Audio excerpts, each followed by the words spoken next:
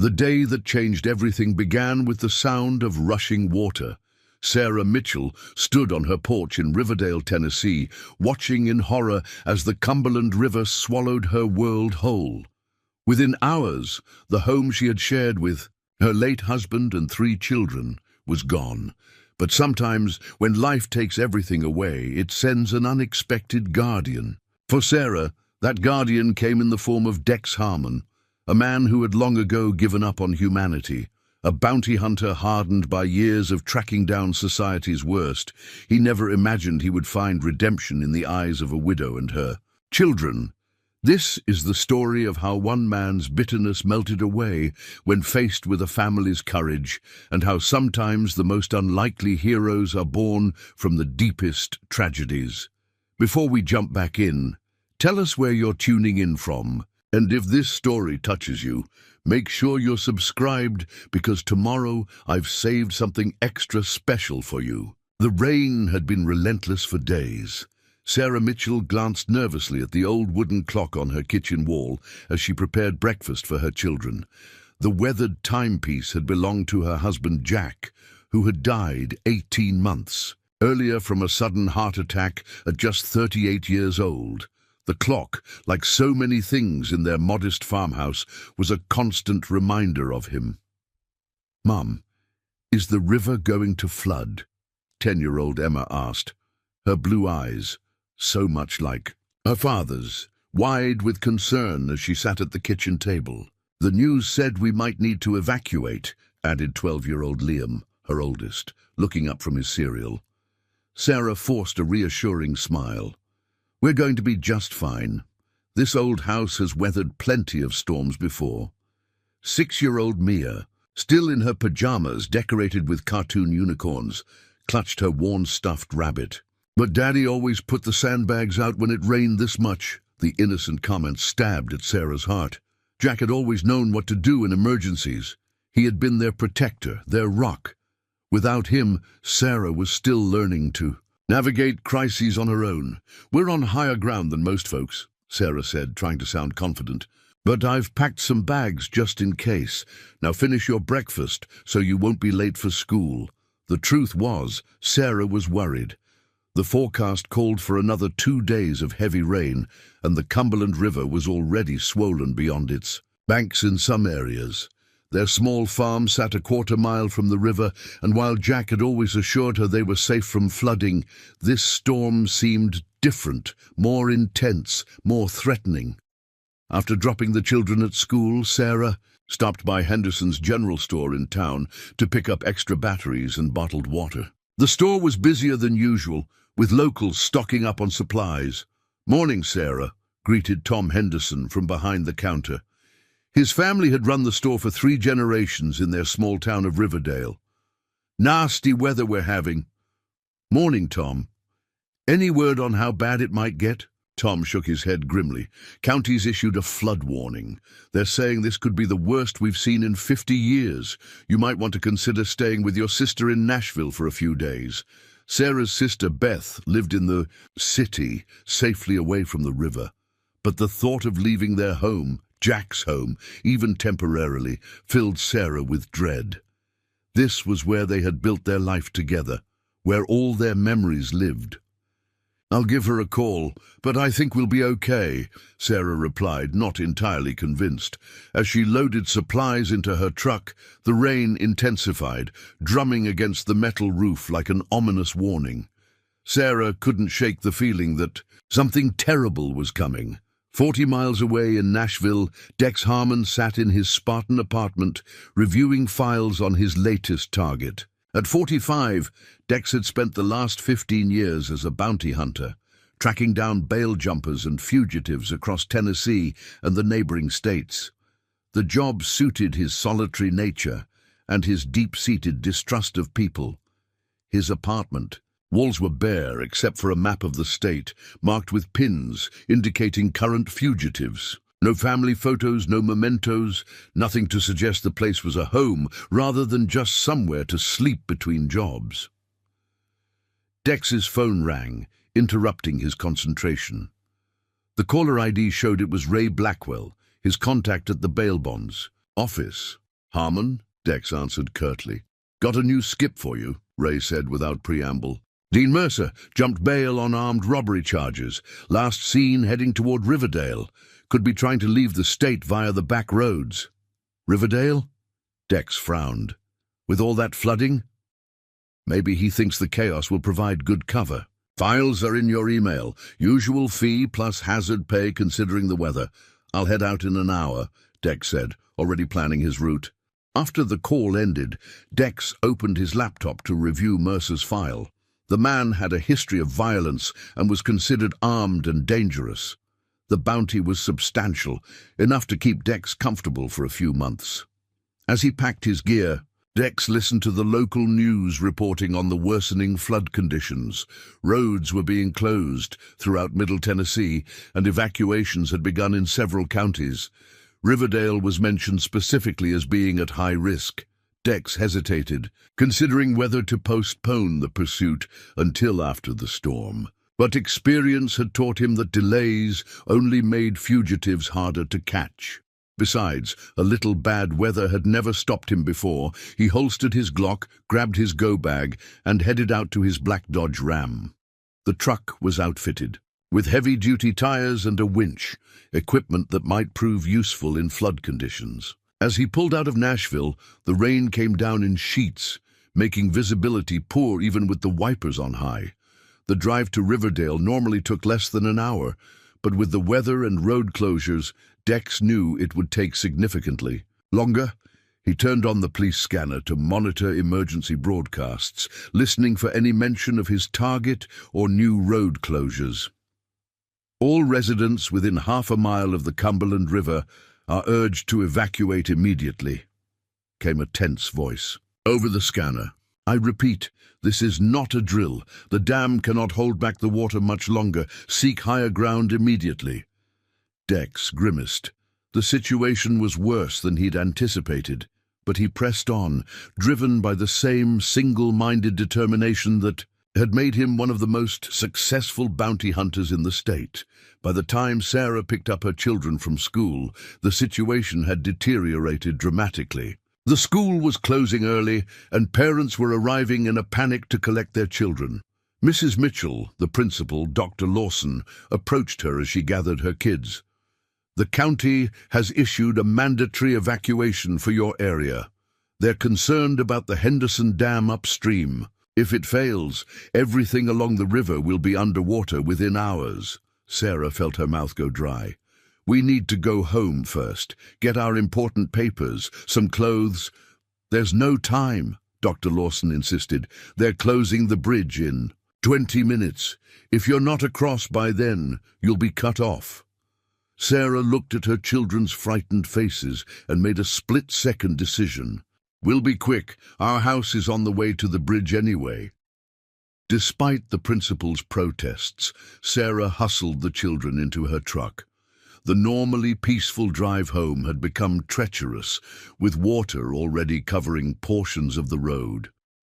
When they finally reached their driveway, Sarah's heart sank. Water was seeping into their yard, already ankle-deep near the barn, where they kept a few chickens and their old horse, Thunder. Liam, help Emma and Mia pack one bag each, just essentials. I'll get Thunder and the chickens into the trailer. But, Mum, Liam began to protest. No arguments, Sarah cut him off, her voice firm despite her fear. 5 minutes, then we're leaving. As the children ran inside, Sarah waded through the rising water toward the barn. Thunder was nervously sensing the danger. The chickens fluttered about in panic as Sarah entered. She managed to coax Thunder into the small trailer attached to her truck and grabbed a crate for the chickens. Just as she was corralling the last bird, she heard Emma's scream from the house. Sarah abandoned the chicken and splashed through the now knee-deep water toward the house. Inside, she found water pouring in through the back door. The river's coming up fast, Emma cried, pointing out the window where their backyard had become a muddy lake. Grab your bags now, Sarah ordered, rushing to her bedroom to snatch the fireproof box containing their birth certificates, Jack's life insurance policy, and the deed to the house. She also grabbed the photo album from her bedside table and Jack's watch from its place of honor on the dresser. When she returned to the living room, the water was already seeping through the floorboards. Mia was crying, clutching her stuffed rabbit and a hastily packed backpack. Liam stood protectively beside his sisters, his own bag slung over his shoulder. "The road's disappearing, Mom," he said, his young voice steady, despite the fear in his eyes. Sarah ushered them outside to the truck, where the water had risen alarmingly in just the few minutes they'd been inside. She helped the children climb in, then ran back to the porch for one last look at the home she and Jack had built together. Water was now flowing freely through the lower level of the house. The family photos on the wall, the couch where they'd spent countless evenings together, Jack's recollection that she still couldn't bring herself to get rid of, all would be destroyed. A sob caught in her throat, but Sarah forced it down. There was no time for grief now. Preparing and narrating this story took us a lot of time, so if you are enjoying it, subscribe to our channel. It means a lot to us. Now back to the story. As she turned to leave, a framed photo of Jack caught her eye. Their wedding day, both of them laughing, unaware of the trials that lay ahead. On impulse, Sarah grabbed it and clutched it to her chest as she waded back to the truck. The engine sputtered when she turned the key, flooding with water. Sarah's heart pounded as she tried again, silently pleading with the old vehicle to start. "Please, please, please," she whispered, and on the third try, the engine roared to life. Sarah reversed quickly, the trailer with thunder swaying dangerously. As they pulled onto the main road, she could see other families fleeing, their vehicles loaded with whatever possessions they could salvage. The bridge that connected their side of Riverdale to the higher ground was just visible in the distance, but water was rapidly rising around it. Several emergency vehicles were stationed at the entrance, directing traffic. "We're going to make it," Sarah assured her children, though the tightness in her voice betrayed her uncertainty. They were less than a quarter-mile from the bridge when Sarah heard a deafening roar. Looking in her rearview mirror, she saw a wall of water surging toward them. The dam had failed. "Hold on!" she shouted, pressing the accelerator to the floor. The truck lurched forward, but the water was faster.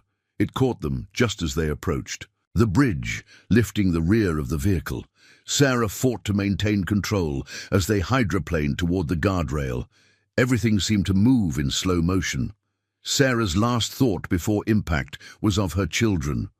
Who would take care of them if something happened to her? Then the truck hit the rail, the metal crumpling with a sickening crunch. Water poured in through the windows as the vehicle teetered on the edge of the bridge. Behind them, the trailer had broken free, and Sarah caught a glimpse of thunder being swept away by the current. "Unbuckle your seatbelts," Sarah commanded, reaching back to help Mia with hers. "We have to get out." The driver's side door was jammed against the guardrail, so Sarah crawled across to the passenger side, pushing it open against the force of the water. She helped Emma out first, then Mia, instructing them to hold onto the rail. Liam climbed. Hold last, just as the truck shifted ominously, move along the rail toward the emergency workers. Sarah shouted over the roar of the water and the shouts of other stranded motorists. They inched along the guardrail, the water now up to Sarah's waist and Mia's chest. Sarah held Mia with one arm, while gripping the rail with the other. The cold water numbed her legs, making each step a struggle. Halfway across the bridge, a surge of water hit them, nearly sweeping Mia away. Sarah tightened her grip, but in doing so lost her hold on the rail. For a terrifying moment, they were both pulled toward the churning water below. Then Liam was there, his young arms surprisingly strong, as he grabbed his mother's jacket and yanked her back toward the rail. Emma helped, and together they prevented the catastrophe. "Just a little further," Sarah encouraged, her teeth chattering from cold and fear. As they neared the end of the bridge, emergency workers waded out to meet them. A firefighter took Mia from Sarah's arms, while another helped Emma. A third reached for Liam and Sarah, guiding them to safety. On solid ground, Sarah collapsed, pulling her children into a tight embrace. They were alive, but everything else was gone. Their home, their possessions, even thunder. All they had were the clothes on their backs and whatever they'd managed to stuff into their backpacks in those frantic few minutes. Mrs. Mitchell, a paramedic, approached, wrapping a thermal blanket around her shoulders. "We need to get you and your children checked out at the medical station." Sarah nodded numbly, allowing herself to be led to a tent that had been set up in the parking lot of the Riverdale High School, now serving as an emergency shelter. Inside, volunteers distributed dry clothing, hot drinks, and food to shell-shocked evacuees. As a nurse checked Mia for injuries, Sarah stared out the tent opening. At the scene of devastation, the bridge they had just crossed was now completely submerged, the roofs of cars barely visible above the raging water. Beyond it, where their home had stood, was nothing but a vast, muddy lake. "Your children are fine, just cold and scared," the nurse informed her. "But you've got a nasty cut on your arm that needs stitches." Sarah looked down in surprise at her forearm, where a deep gash was bleeding steadily. She hadn't even felt it in the chaos of their escape. "The Red Cross has set up cots in the gymnasium," the nurse continued as she cleaned and bandaged the wound. "There's a registration desk where you can list your family's names so relatives can find you." "My sister lives in Nashville," Sarah said, her voice distant even to her own ears. "I should call her." But when she reached for her phone, she realized it was gone, probably at the bottom of the river along with everything else. "You can use one of the emergency phones after we get you settled," the nurse assured her. Sarah nodded gratefully, then gathered her children close. "We're going to be okay," she promised them, somehow finding strength despite her own despair. "We have each other, and that's what matters most." As night fell, the Mitchell family settled onto cots in the crowded gymnasium. The children, exhausted by the day's trauma, fell asleep quickly, but Sarah lay awake, her mind racing with questions and fears about their future. Insurance would cover some of their losses, but the house had been old, and she'd let some policies lapse after Jack's death when money became tight. She had a small amount in savings, but nowhere near enough to start over, and her job at the local library wouldn't sustain them for long, especially if the building had been damaged in the flood. For the first time since Jack died, Sarah allowed herself to cry, silent tears streaming down her face as she contemplated the insurmountable challenges ahead. Everything they had built together was gone, washed away in a matter of hours. How would she provide for her children now? Where would they live? How would they rebuild? Sarah had no answers, only questions that circled endlessly in her mind as she finally drifted into a troubled sleep. Dex Harmon had almost reached Riverdale when news of the dam failure came over the scanner.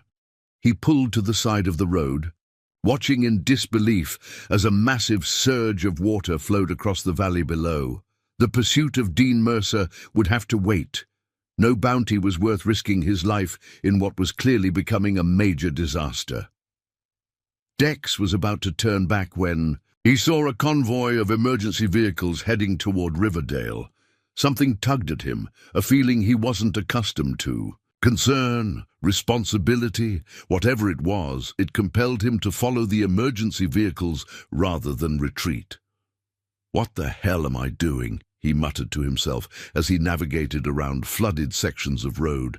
When he reached the Riverdale High School, now an impromptu evacuation center, Dex found himself automatically pulling into the parking lot. He sat in his truck for several minutes, watching the chaos of the relief effort, families being processed, children crying, volunteers, distributing supplies. This wasn't his problem. He had no connection to these people, no obligation to help. His job was to find fugitives, not participate in disaster relief. And yet, he found himself getting out of his truck and approaching the command tent set up by emergency services. Perhaps Mercer would take advantage of the chaos to slip through. That's what Dex told himself anyway. "You with FEMA?" asked a harried-looking woman with a clipboard. "No," Dex replied. He hesitated, unsure how to explain his presence. "I've got a four-wheel drive vehicle and experience in rescue operations. Thought I could help." The woman's expression shifted from suspicion to relief. "Thank God. We need all the help we can get. See that officer over there? Tell him Annie sent you. They're coordinating search and rescue for stranded residents." Dex nodded and made his way through the crowd. As he passed the gymnasium entrance, he glanced inside and froze. There, sitting on a cot with 3 children huddled around her, was a woman with auburn hair pulled back in a messy ponytail. Even from a distance, Dex could see the mixture of strength and desperation in her posture. Shoulders squared despite the weight clearly bearing down on her, something about her stopped him in his tracks. Perhaps it was the way she was comforting her children while obviously fighting back her own tears. Or maybe it was the stark contrast between her situation and his own solitary existence. For the first time in years, Dex felt a crack in the hard shell he'd built around himself. And as he watched the woman, whose name he didn't yet know, he had no idea that their paths were about to collide in ways that would change both their lives forever. Dawn broke over Riverdale High School with pale, watery light. The rain had finally stopped, but the devastation remained. Inside the gymnasium, Sarah Mitchell woke to the sounds of hundreds of displaced people stirring around her. Her body ached from the narrow cot and the previous day's ordeal. Liam was already awake, sitting protectively at the foot of his sister's cots. When he saw his mother stir, he moved to her side. "The Red Cross people are serving breakfast," he whispered, not wanting to wake Emma and Mia. "And Aunt Beth called. The emergency line. She's trying to get here, but a lot of roads are still closed." Sarah squeezed her son's hand, marveling at how quickly he'd stepped into the role of the man of the family. He was only 12, but at this moment he seemed much older. "Thank you, sweetheart. Let your sisters sleep a little longer. They need it." She rose stiffly, wincing at the pain in her arm where the nurse had stitched her wound. The makeshift shelter was already bustling with activity as volunteers distributed supplies and relief workers coordinated rescue efforts. Sarah made her way to a table where coffee was being served, gratefully accepting a steaming cup from an elderly volunteer. "You the Mitchell family?" the woman asked, consulting a clipboard. "From Riverbend Road?" Sarah nodded, surprised to be recognized. "Your property's on the assessment list for today. They're sending teams out to evaluate the damage now that the water's receding in some areas." Hope flickered briefly in Sarah's chest, but reality quickly extinguished it. Even if parts of their home remained standing, the damage would be catastrophic. Still, the possibility of recovering anything from their previous life made her heart race. "Is there any way I could go with them?" she asked. "There are things, important things, that might be salvageable." The volunteer frowned. "It's not protocol, Mom. Those areas are still dangerous, but..." She lowered her voice. "Check with the man in the black truck. He's been helping transport assessment teams.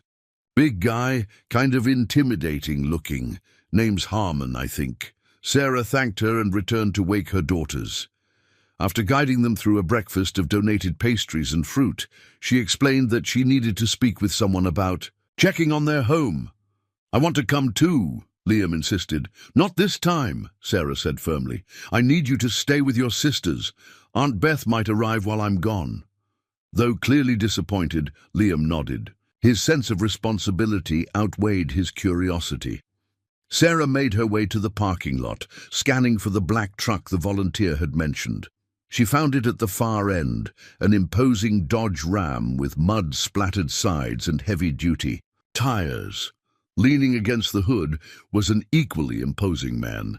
Dex Harmon was reviewing a map with a county emergency worker when he noticed the auburn-haired woman approaching. He recognized her immediately as the mother from the gymnasium. Up close, he could see the determination in her green eyes, despite the dark circles beneath them. "Excuse me," she said, her voice stronger than he expected.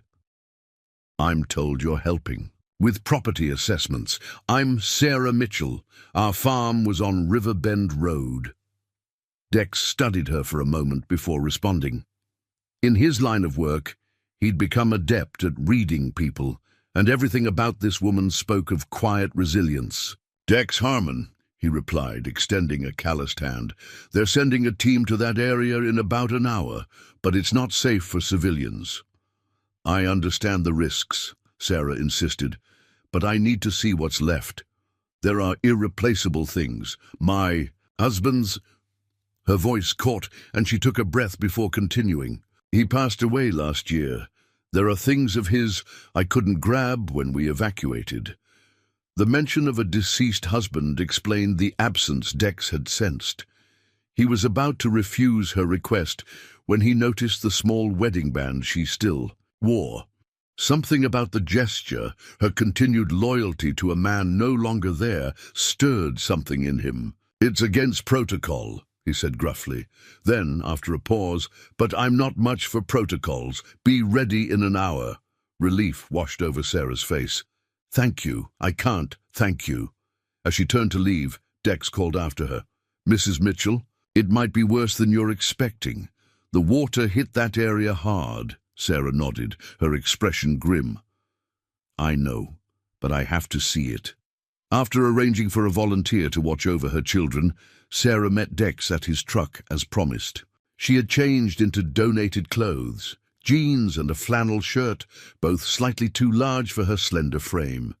The assessment team consisted of a structural engineer and a county official, both of whom looked dubiously at Sarah but didn't object to her presence after Dex vouched for her. The drive out of town revealed the full extent of the disaster.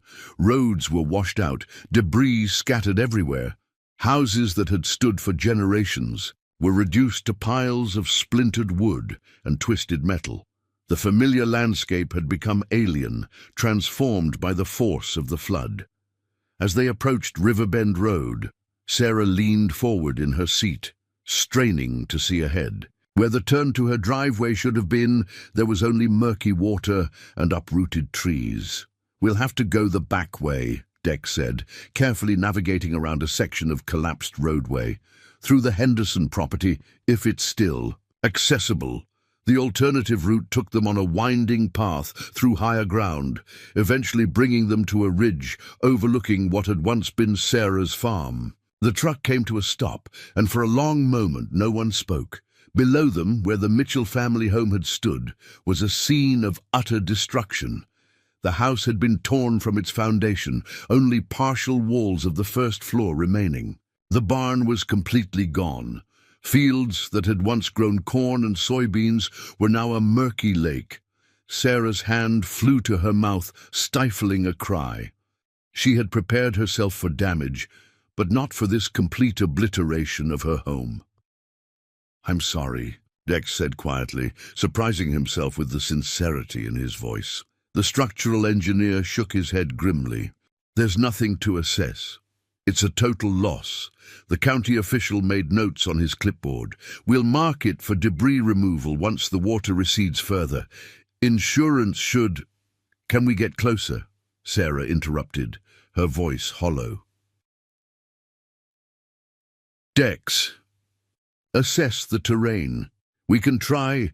The truck can handle mud, but not deep water."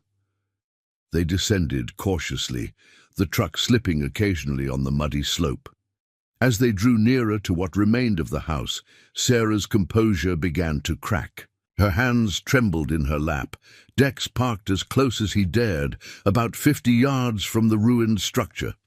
"Stay here," he instructed the assessment team. "I'll check if it's stable enough to approach." To Sarah, he said, "You too, Mrs. Mitchell. Let me make sure it's safe first." But Sarah was already opening her door. "It's my home," she said simply.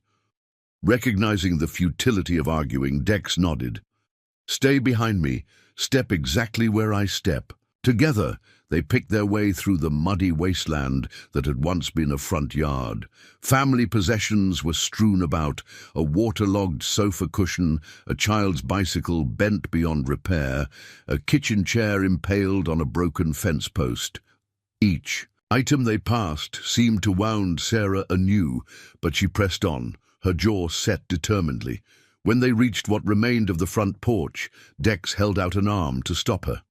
"The structure isn't stable," he warned, eyeing the precariously leaning walls. "Tell me what you're looking for. I'll see if I can find it." Sarah hesitated, then pointed toward where the back of the house would have been. "My husband's study was there. There was a wooden chest about this big."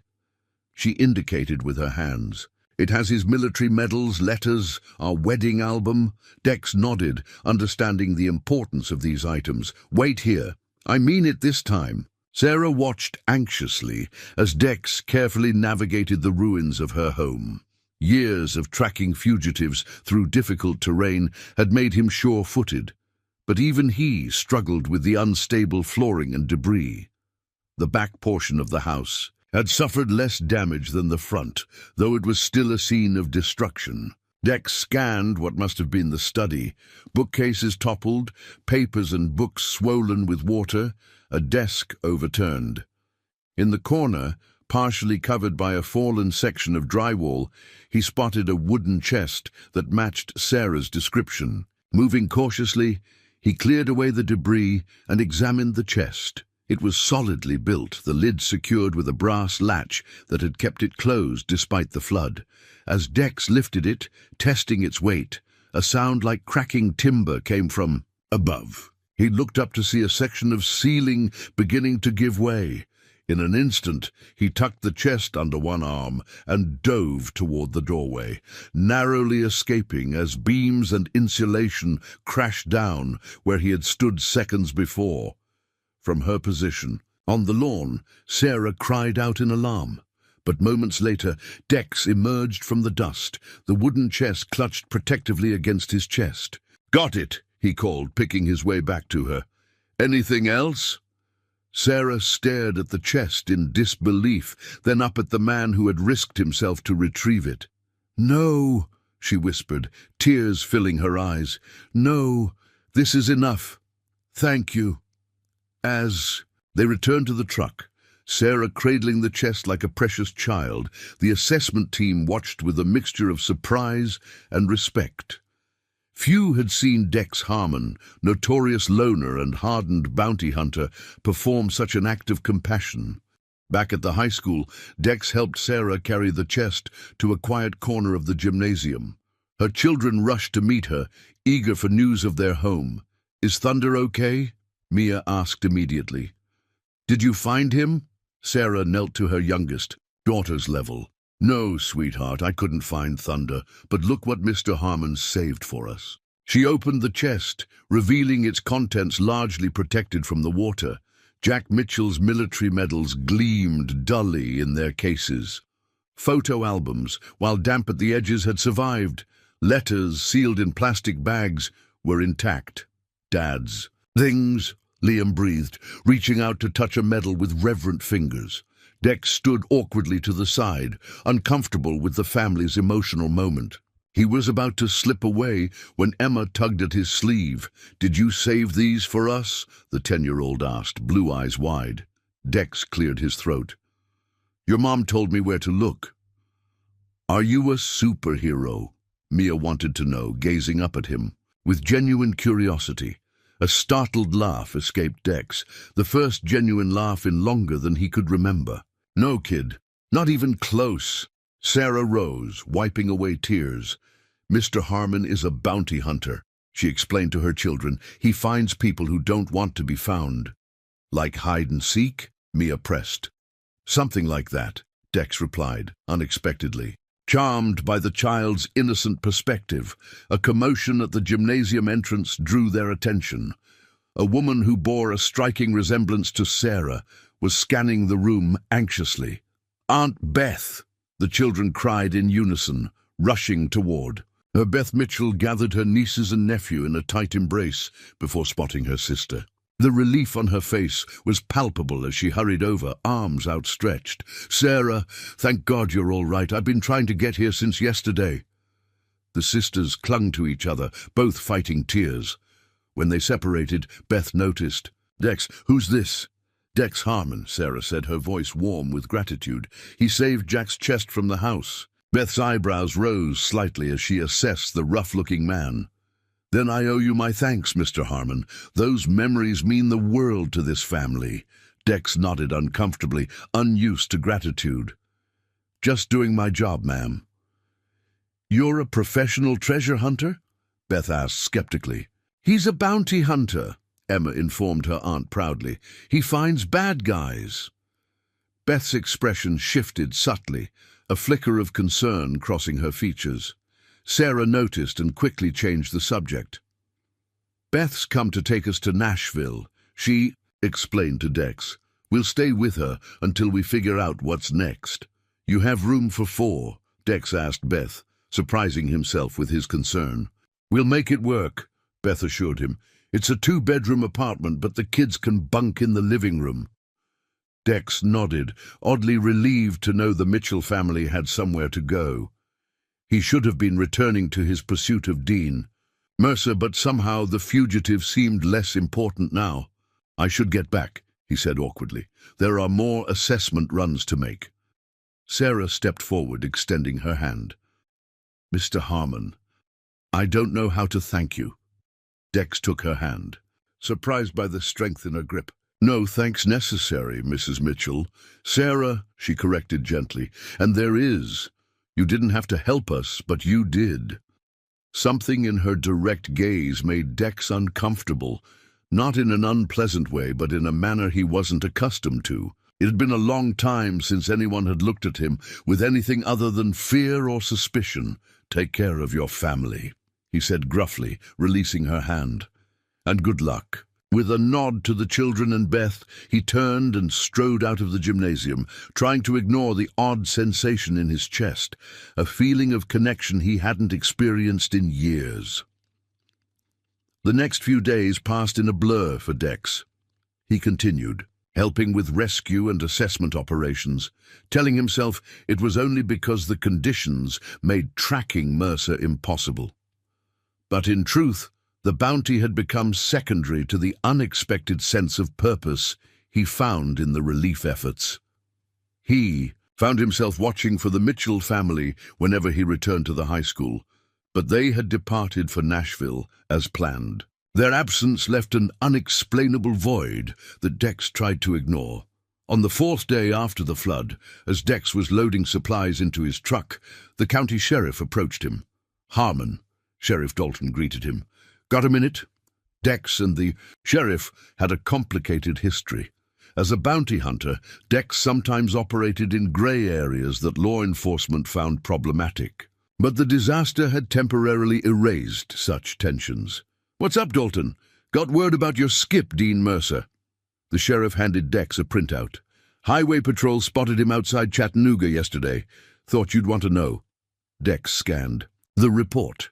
Mercer was no longer in the flood zone, having apparently used the chaos to make his escape south. "Thanks," Dex said, folding the paper and tucking it into his jacket. "I'll head out tomorrow." Sheriff Dalton nodded. "You've done good work here, Harmon. Wouldn't have pegged you for the humanitarian type." "Don't get used to it," Dex replied. Dryly, but as the sheriff walked away, Dex remained standing beside his truck, deeply conflicted. The trail on Mercer was fresh, and the bounty substantial.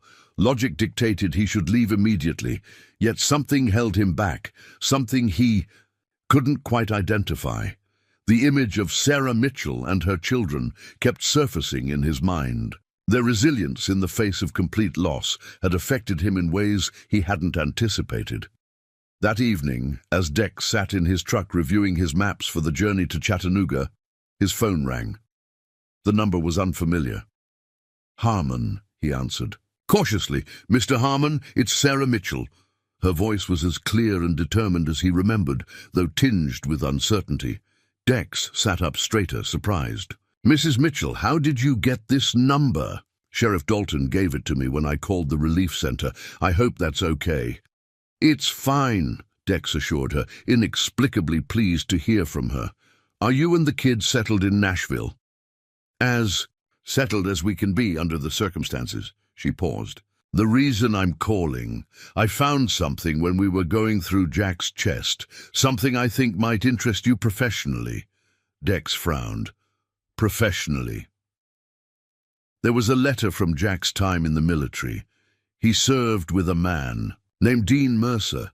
They weren't close, but Jack mentioned him in his correspondence home. The name sent a jolt through Dex. "Dean Mercer? You're sure?" "Positive. And there's more. The letter mentioned Mercer had family in Chattanooga, a sister. I think Jack was helping him write letters to her."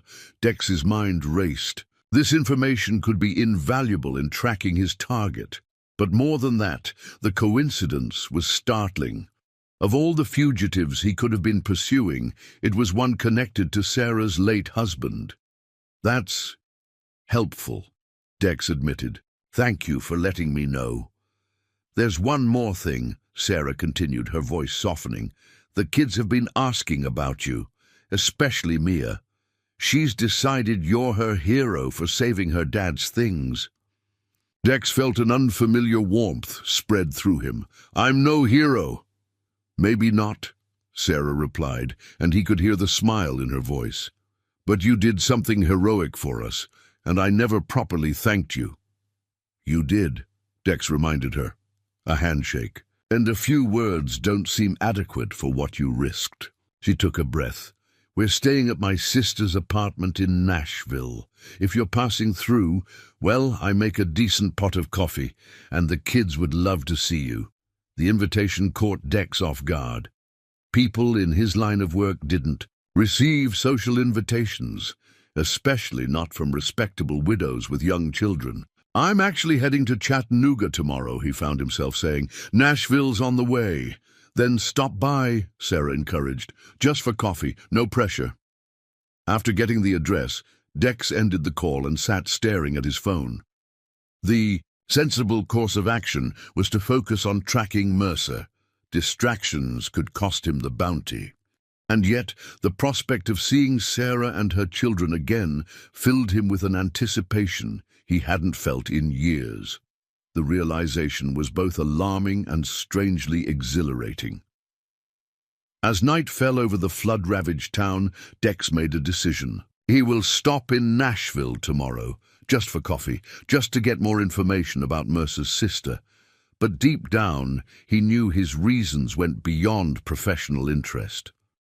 For the first time in as long as he could remember, Dex Harmon was allowing himself to form a connection, to step beyond the solitary existence he had built for himself, and though he would never have admitted it, the prospect both terrified and thrilled him in equal measure. Standing at the edge of the high school parking lot, Dex looked out over the devastated town. Amid all this destruction, something unexpected had happened. A small crack had formed in the wall he'd built around his heart, a crack that threatened to widen with each thought of Sarah Mitchell and her resilient children. Beth Mitchell's two-bedroom apartment in Nashville's East End district was modest, but comfortable. Located on the third floor of a converted warehouse, it featured exposed brick walls, large windows, and just enough space for a single woman who spent most of her time at the marketing firm where she worked. But with the addition of her sister and 3 children, the apartment had become crowded. Liam and the girls were camped out in the living room, their borrowed sleeping bags arranged around a coffee table that now served as both dining surface and homework station. Sarah stood at the kitchen window, watching the morning traffic below, while nursing a cup of coffee. Behind her, Mia and Emma bickered good-naturedly over the last strawberry Pop-Tart. "You can split it," Sarah suggested without turning around. The girls grumbled but complied, carefully breaking the pastry into equal halves. Liam emerged from the bathroom, his hair damp from the shower. At 12, he was at that awkward age where childhood and adolescence overlapped, made more complicated by the circumstances thrusting adult responsibilities upon him. "Did you call the insurance company again?" he asked his mother, reaching for the cereal box. Sarah nodded. They're sending an adjuster out next week to look at the property, but it's going to be a while before we see any money. They're overwhelmed with claims. The reality of their situation weighed heavily on Sarah.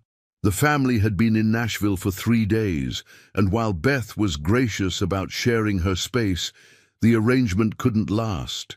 Sarah needed to find work, a place to live, and schools for the children, all while processing the trauma of losing their home and possessions. "Is Mr. Harmon still coming today?" Emma asked, wiping strawberry filling from her lips. Sarah glanced at the clock on the microwave. "He said he might stop by on his way through town, but he's working, sweetheart. Don't get your hopes up." Despite her cautionary words, Sarah felt a flutter of anticipation at the thought of seeing Dex again.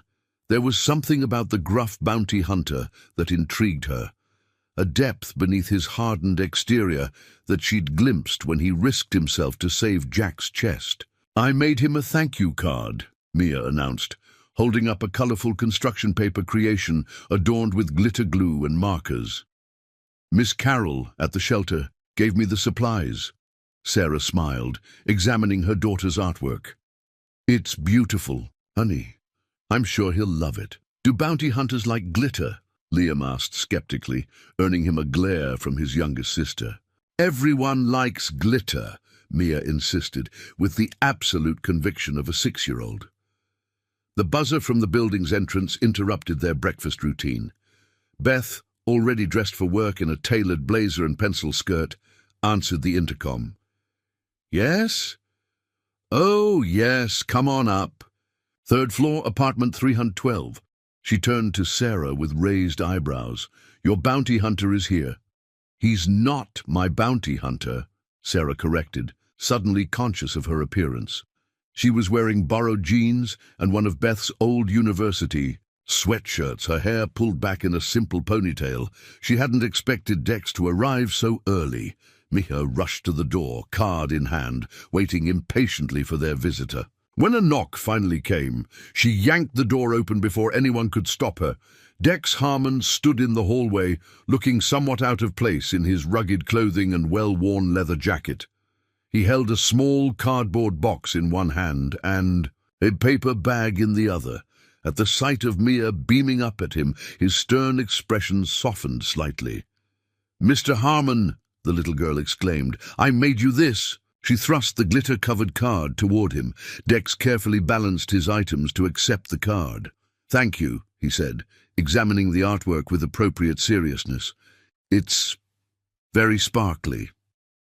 "I told Liam you'd like glitter," Mia declared, triumphantly.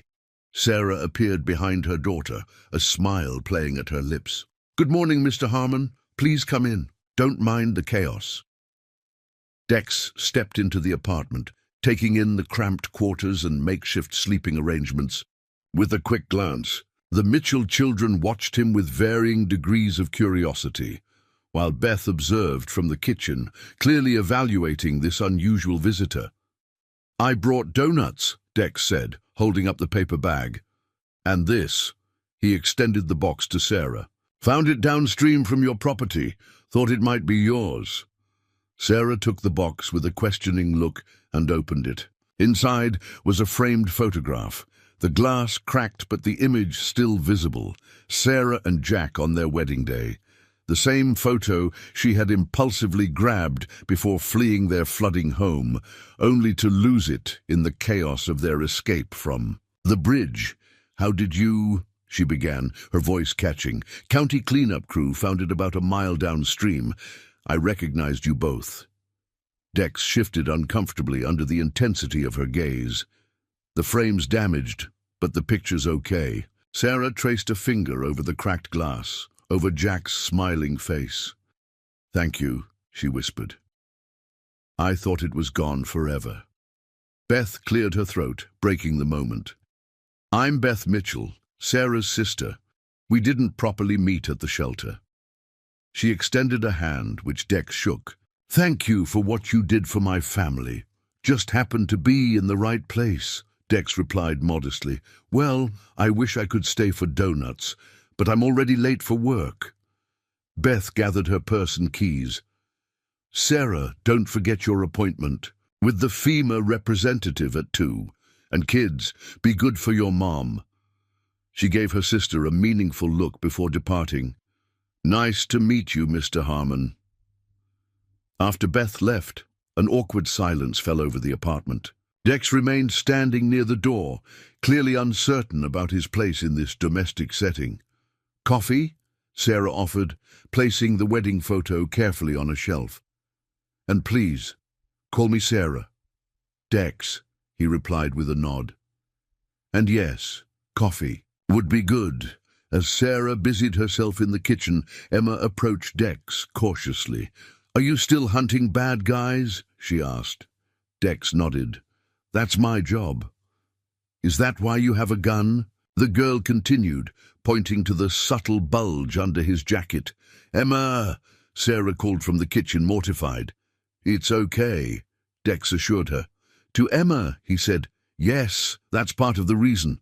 But I only use it when absolutely necessary. It's a tool, not a toy."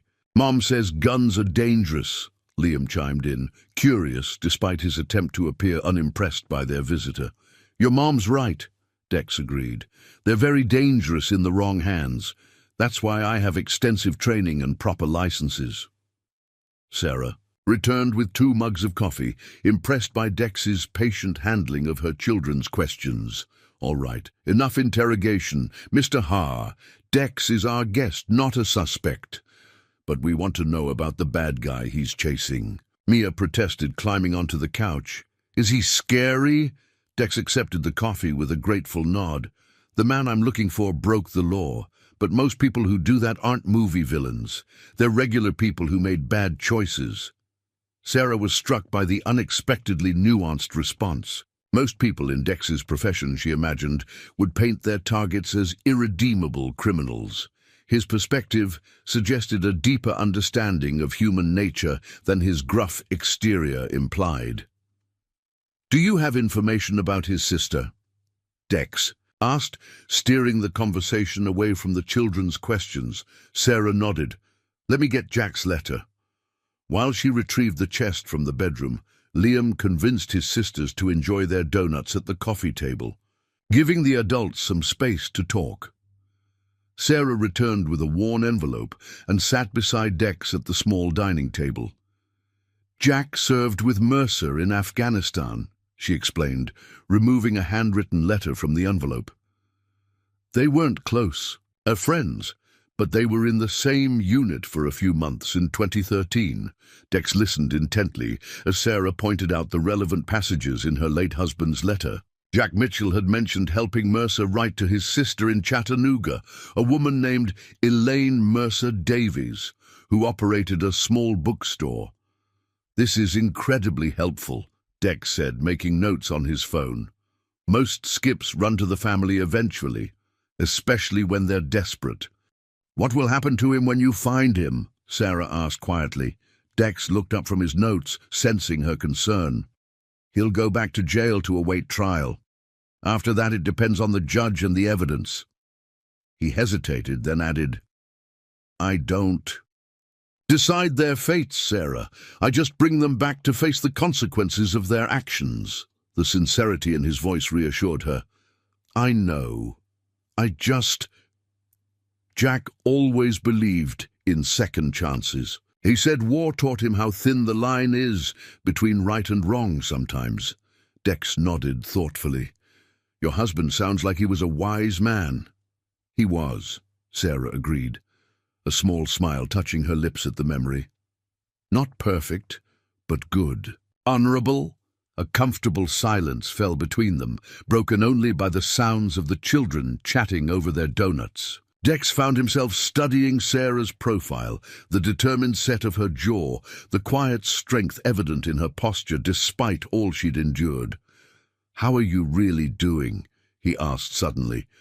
With all of this, the question caught Sarah off guard. Most people asked how the children were coping, assuming her own needs came second. The directness of Dex's concern momentarily cracked her carefully maintained composure. "She began, then shook her head.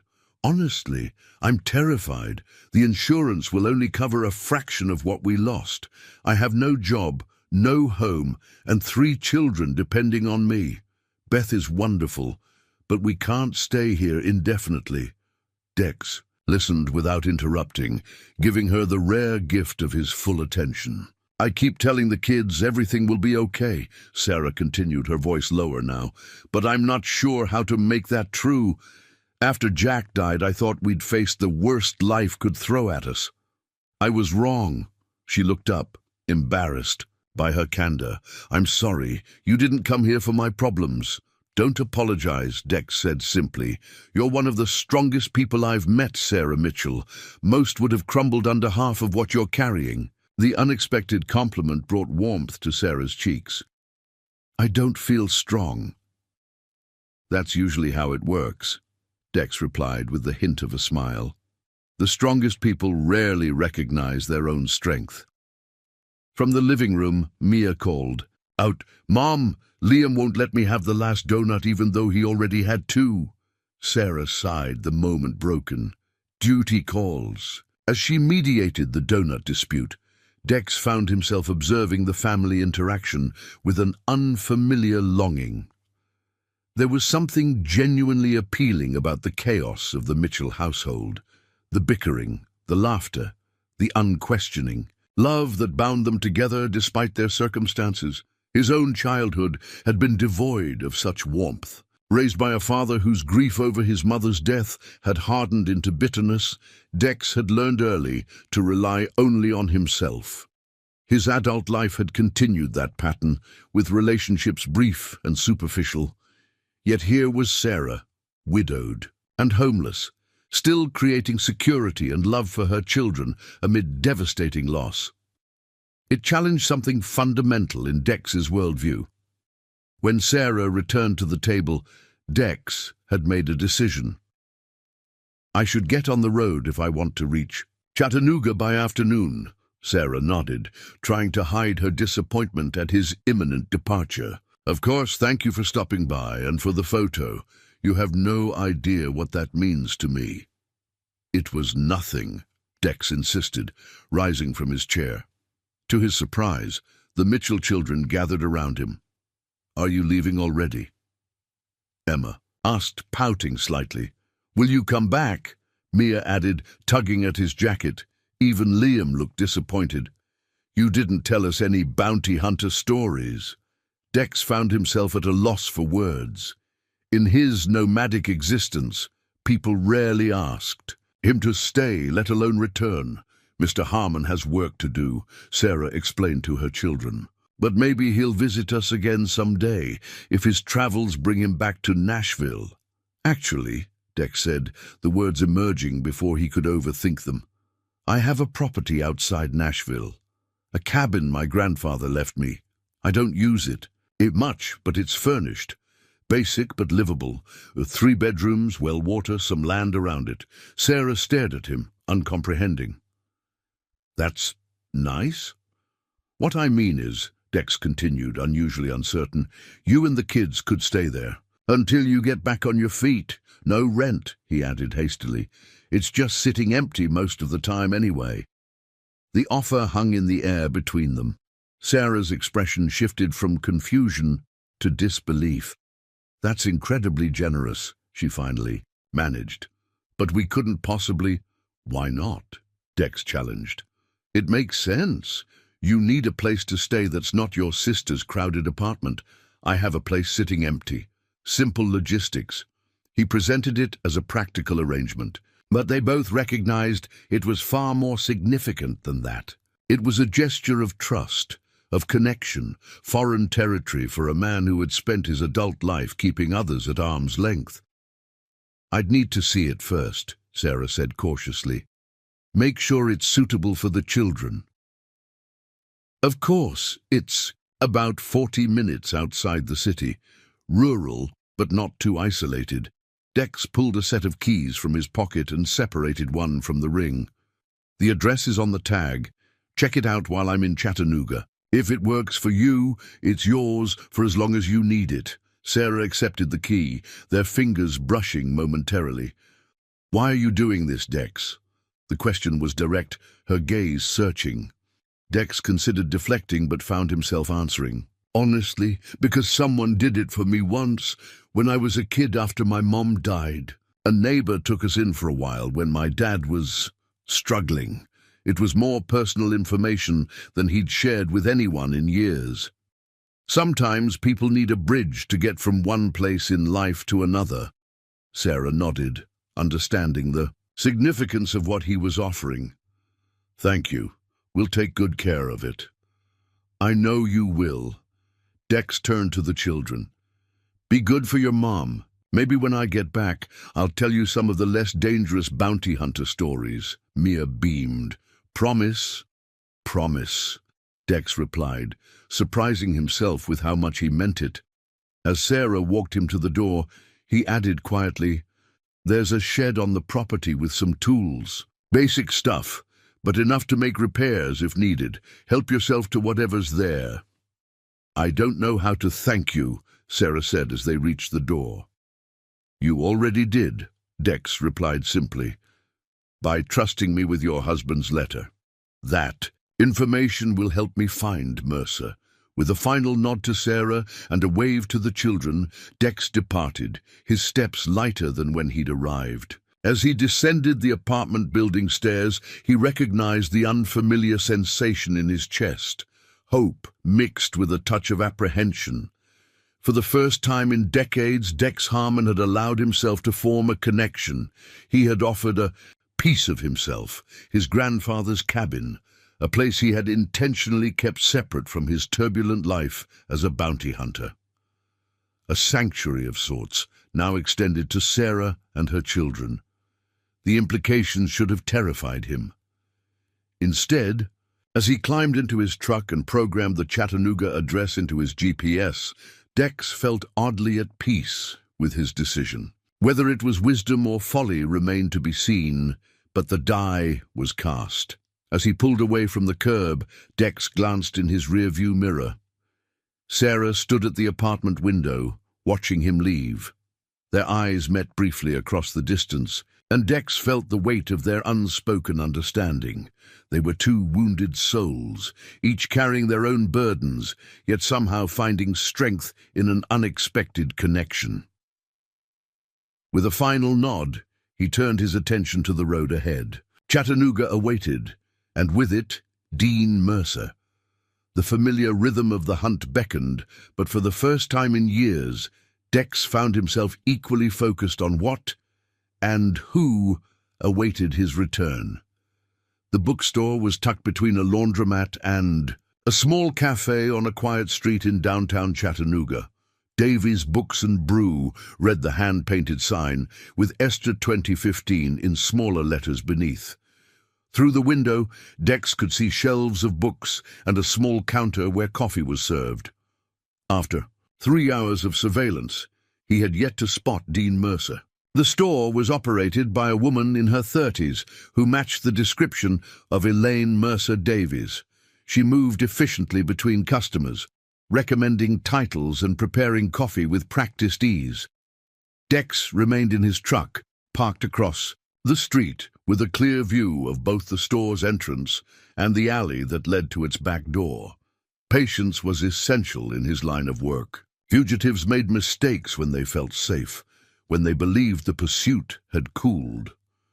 As afternoon faded into evening, the bookstore's customer traffic dwindled. Dex was considering a more direct approach when a delivery van pulled into the alley. Instead of a uniformed driver, a man in a baseball cap and sunglasses emerged, glancing nervously up and down the street before gathering several boxes from the van's interior. Even at a distance, Dex recognized Dean Mercer from his mugshot. The fugitive had grown a beard and lost weight, but his movements, the particular way he hunched his shoulders, were unmistakable. Dex reached for his phone, considering his options. Standard procedure would be to call local law enforcement for backup, but something made him hesitate. Sarah's words about her husband's belief in second chances, perhaps.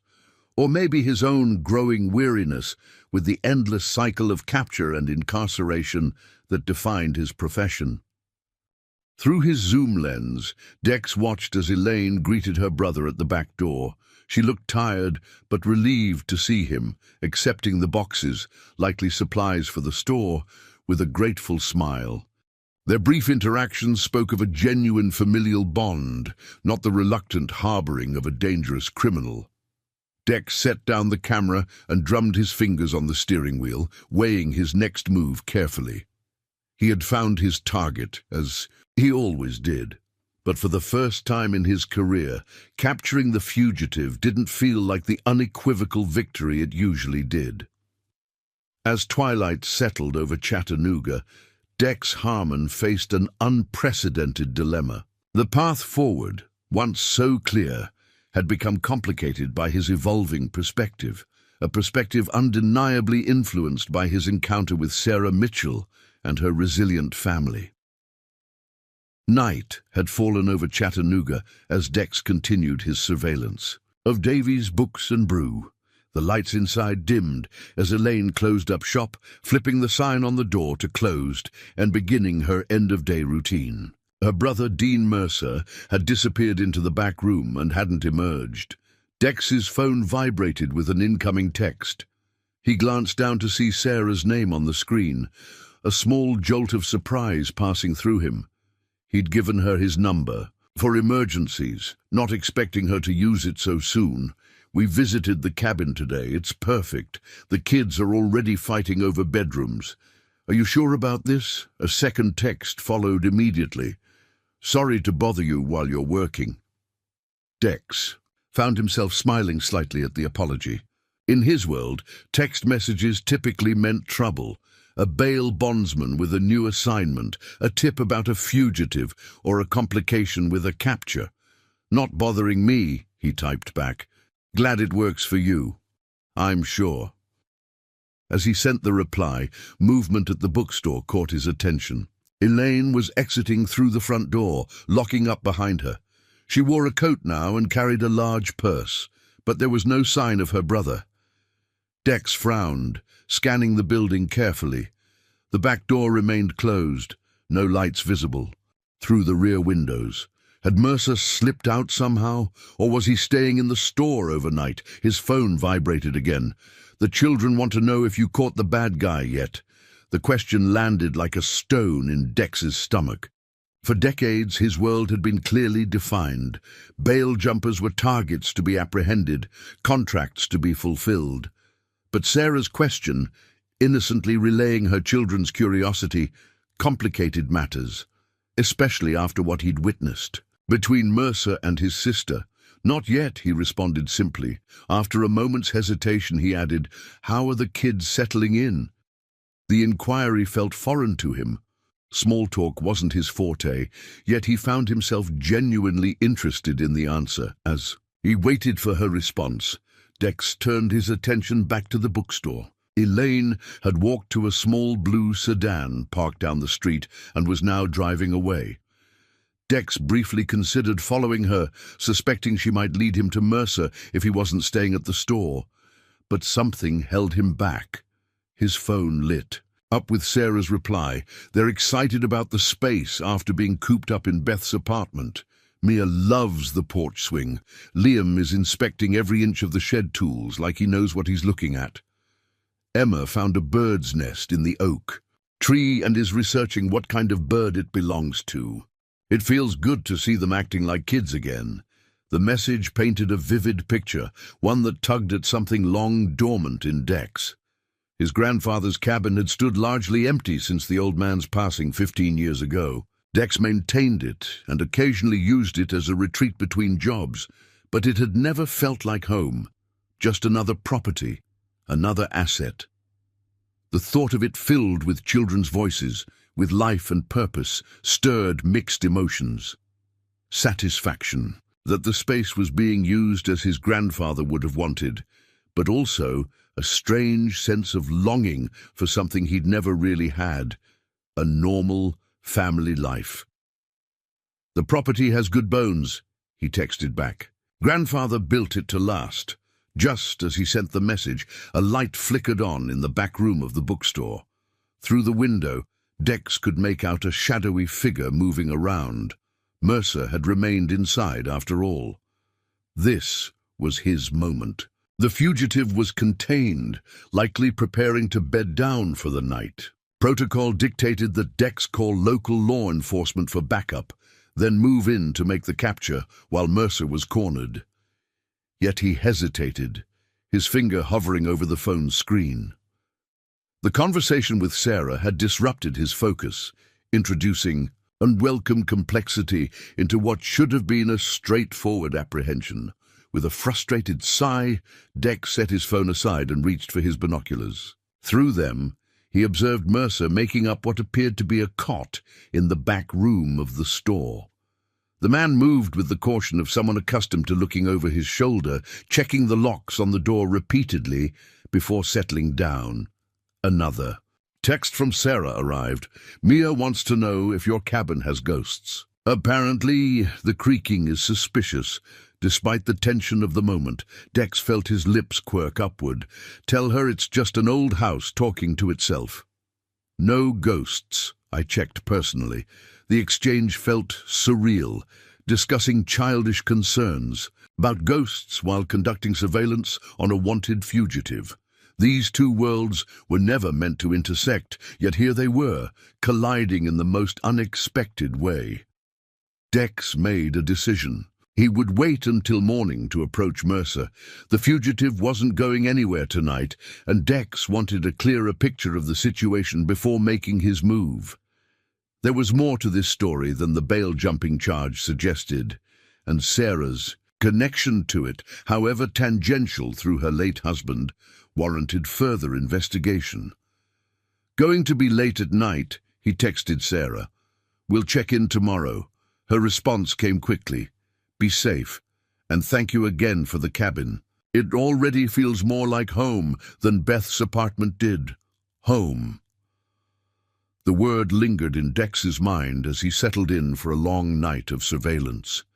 It had been decades since any place had truly felt like home to him. The concept itself seemed foreign, a luxury afforded to others, but not to someone in his line of work. Yet Sarah and her children had already begun transforming his grandfather's cabin into a home within hours of arriving. The thought was both comforting and disquieting. As the night deepened, Dex's thoughts drifted between his current assignment and the unexpected turn his life had taken since meeting the Mitchell family. For the first time in years, his focus was divided. His professional instincts at odds with newly awakened emotions he couldn't quite name. Morning sunlight spilled through the cabin windows, illuminating dust motes dancing in the air. Sarah sat at the old wooden table in the kitchen, nursing a cup of coffee and watching as her children explored their new temporary home with growing excitement. The cabin was rustic but solid, just as Dex had described. 3 bedrooms, a spacious living area with a stone fireplace, a simple kitchen with dated but functional appliances, and a wide covered porch that wrapped around 2 sides of the structure.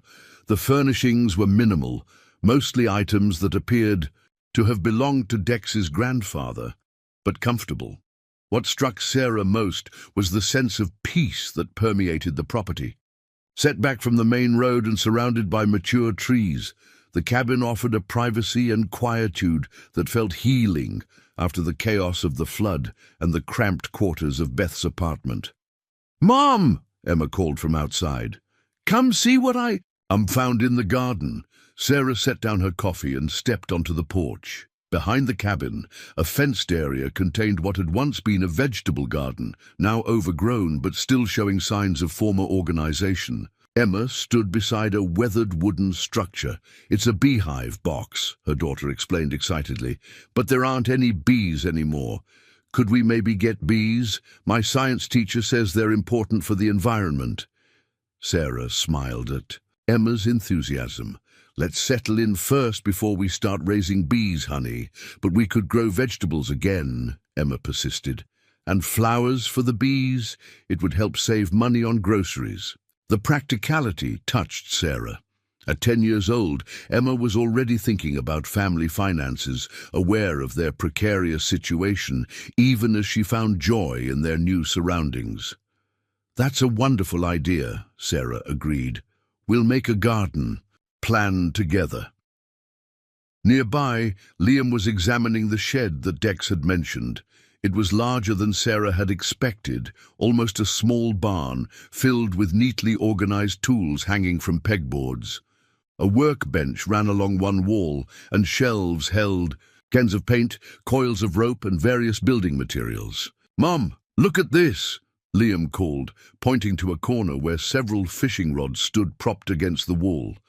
"Do you think Mr. Harmon would mind if I tried fishing in that pond we saw down the path?"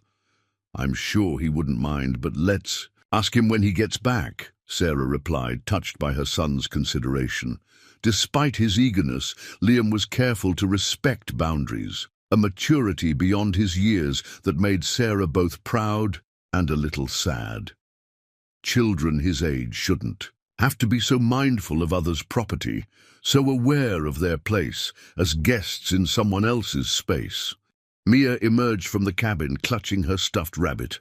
"Mom, I picked the smallest bedroom because it has a window seat where Hoppy and I can read." "That's very thoughtful of you," Sarah said, kneeling to her daughter's level. "Your brother and sister will appreciate having the larger rooms. Mr. Harmon's grandfather must have been nice," Mia declared with childish certainty. "He made pretty rooms and a swing and places for birds." "I think you're right," Sarah agreed, glancing around at the carefully maintained property. Despite years of limited use, the cabin showed signs of thoughtful design and care. Someone had loved this place deeply. The sound of a vehicle approaching drew their attention.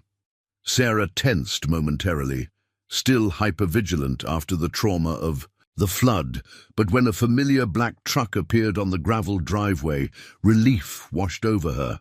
The children spotted it too. "Mr. Harmon's back!" Mia exclaimed, dashing toward the driveway with Emma close behind. Even Liam abandoned his exploration of the shed to greet their unexpected benefactor. Sarah followed more slowly, watching as Dex emerged from his truck, looking tired but somehow lighter than when she'd last seen him. He was immediately surrounded by the children, with Mia tugging at his jacket and Emma talking rapidly about her discovery of the beehive boxes. To Sarah's surprise, Dex didn't seem overwhelmed by their enthusiasm. Instead, he listened patiently, answering Mia's questions and nodding at Emma's bee conservation plans. When Liam asked about the fishing equipment, Dex actually smiled, a brief, small gesture that nevertheless transformed his usually stern features. "My grandfather taught me to fish in that pond," he told Liam. "Bass, mostly, some catfish. The rods are old but serviceable. You're welcome to use them." As Sarah approached, Dex met her gaze over the children's heads. Something passed between them, an unspoken acknowledgement of the unusual situation they found themselves in. "I didn't expect you back so soon," Sarah said by way of greeting. "Coffee?" "Please," Dex replied, extricating himself gently from the children's attention. "It's been a long night." Inside the cabin, while the children returned to their explorations, Sarah poured Dex a cup of coffee and set it before him at the kitchen table. "Did you find him?" she asked quietly. "Mercer?"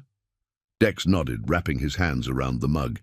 "He's staying at his sister's bookstore, using the back room as living quarters, it seems." "And?" Sarah prompted when he didn't continue. Dex's brow furrowed. "And I didn't bring him in." The admission hung between them. Sarah studied Dex's face, noting the conflict evident in his expression. "That's not like you," she observed without judgment. "No," Dex agreed, "it's not." He took a sip of coffee, organizing his thoughts. His sister has built something there, a legitimate business, a life. She's his only family. Taking him in would destroy that too. Sarah sat across from him, sensing there was more to the story. "Is that the only reason?" Dex met her gaze directly. I looked into his case more deeply. The armed robbery charge. It's not as straightforward as the file suggested. He wasn't the one with the weapon. He was the getaway driver for a friend who pulled the gun. Fair judgment, absolutely, but not the violent offender he's painted as. And you're reconsidering because of what you said about your husband believing in second chances, Dex admitted. It made me look harder at the situation. Mercer served in Afghanistan, came back with PTSD that went untreated, made a series of bad decisions, culminating in that robbery.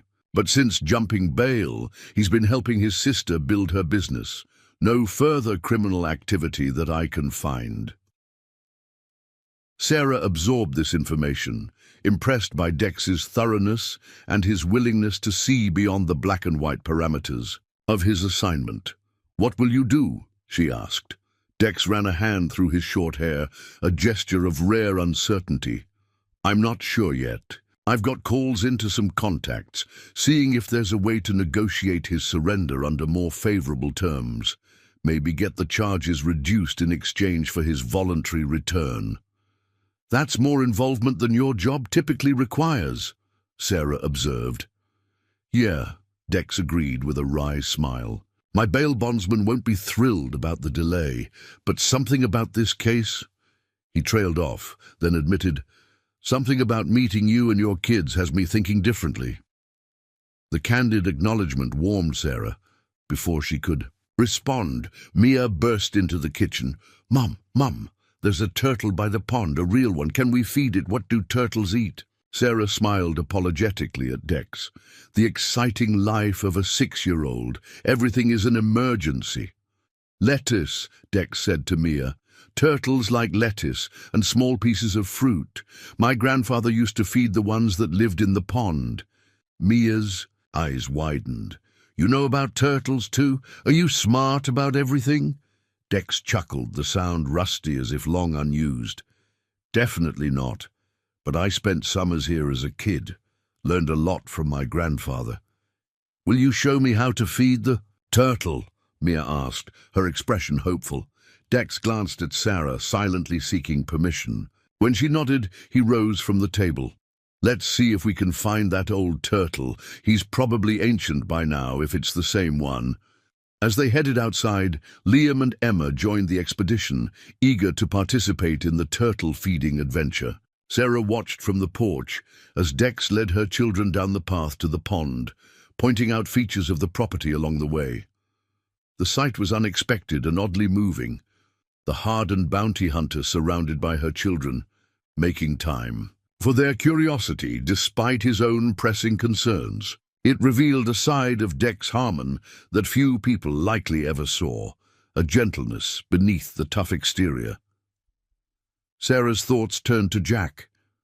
Her late husband would have appreciated Dex's integrity, his willingness to question his assignment when the circumstances warranted it. Jack had always believed in looking deeper, in understanding the human stories behind every situation. As she watched her children gather around the pond's edge with Dex, listening intently to his instructions about how to approach the turtle without scaring it, Sarah felt a wave of gratitude. In the midst of their devastating loss, unexpected blessings had emerged. This peaceful cabin, a temporary haven for her family, and the surprising kindness of a man who, by his own admission, had long ago stopped expecting kindness from the world. The path forward remained uncertain. There were still insurance claims to navigate, schools to enroll the children in, employment to secure. But for the first time since the flood, Sarah felt a sense of possibility rather than merely survival. When Mia's delighted laughter rang out across the pond as the turtle cautiously accepted a piece of lettuce from her hand, Sarah found herself smiling genuinely. Life had taken an unexpected turn, but perhaps, just perhaps, it was leading them somewhere they needed to go. Later that evening, after the children had finally exhausted themselves exploring the property and gone to bed, Sarah and Dex sat on the porch, the comfortable silence broken only by the chorus of frogs and crickets from the nearby pond. "They've never had this kind of freedom," Sarah remarked, sipping tea from a chipped mug that had likely belonged to Dex's grandfather. In Riverdale, our property was smaller, closer to neighbors. Here, they can just be. Dex nodded, understanding. That's what I loved about visiting as a kid, the space to breathe. My father's apartment in Nashville was cramped, oppressive. Coming here was like entering another world. Your father didn't live here with your grandfather, Sarah asked, realizing how little she knew about the man who had so generously offered them shelter. No, Dex replied, his tone neutral but with an undercurrent of old pain. After my mother died, my father couldn't handle the grief. Started drinking, lost his job. We lived in the city where he could find work when he was sober enough to hold it. I came here during the worst periods, when my grandfather would intervene. The personal revelation, offered voluntarily, touched Sarah deeply. Dex Harmon was not a man who shared his history easily, she suspected. Your grandfather sounds like a good man, she said gently. The best I've known, Dex agreed. Former Park, a ranger, taught me everything about survival, tracking, understanding the natural world. Skills that serve me well in my current profession, though I doubt he'd approve of how I've applied them. I'm not so sure, Sarah countered. You bring people to face their responsibilities. There's honor in that, even if the methods are sometimes unconventional. Dex raised an eyebrow, a hint of amusement in his expression. That's a charitable view of bounty hunting. Maybe, Sarah conceded. Or maybe it's just that I've seen enough of you now to know there's more to you than your profession suggests. The observation hung between them, honest and unvarnished. Dex looked away, unaccustomed to being seen so clearly.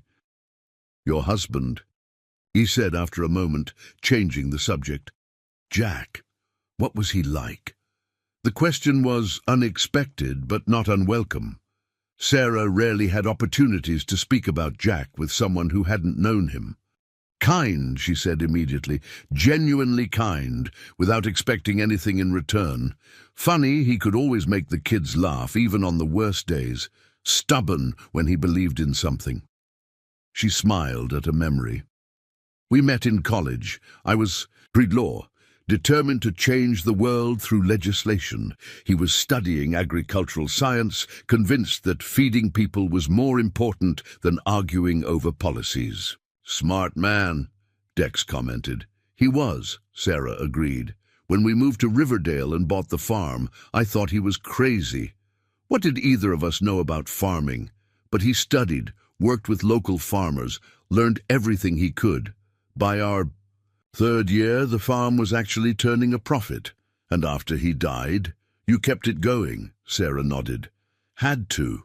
It was our livelihood, our home. I learned enough from watching him to maintain things, though expansion plans were put on hold. The insurance money covered the mortgage, but not much else. We were getting by, though, until the flood. The mention of their recent tragedy sobered the conversation. Dex studied Sarah's profile in the fading light, impressed again by her resilience.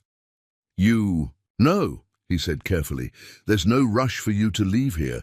The cabin's been empty for years. It's good to have it used, cared for. Sarah turned to face him directly. Dex, we can't impose indefinitely. You've already been more than generous. It's not an imposition, he insisted. I'm rarely here anyway. My work keeps me on the road most of the time. And the property needs a family, not a solitary visitor, who stops by a few times a year. The sincerity in his voice was undeniable. Still, Sarah shook her head. We need to rebuild our own lives, find our own place. The children need stability, a permanent home. I understand, Dex acknowledged. But the offer stands. Stay as long as you need to get back on your feet. As they lapsed into silence again, each lost in their own thoughts, the distance between them seemed both vast and negligible. Two people from entirely different worlds, connected by circumstance, yet finding unexpected common ground. In the quiet of the Tennessee night, surrounded by the whispers of a forest, waking to its nocturnal rhythm. Something new was taking root, a friendship perhaps, or something neither of them was quite ready to name. Whatever it was, it had already begun to change them both in ways only time would reveal. 2 weeks passed quickly at the cabin. Spring had fully arrived in Tennessee, bringing with it an explosion of wildflowers and fresh green leaves. The Mitchell children explored every inch of the property, gradually establishing their own special places.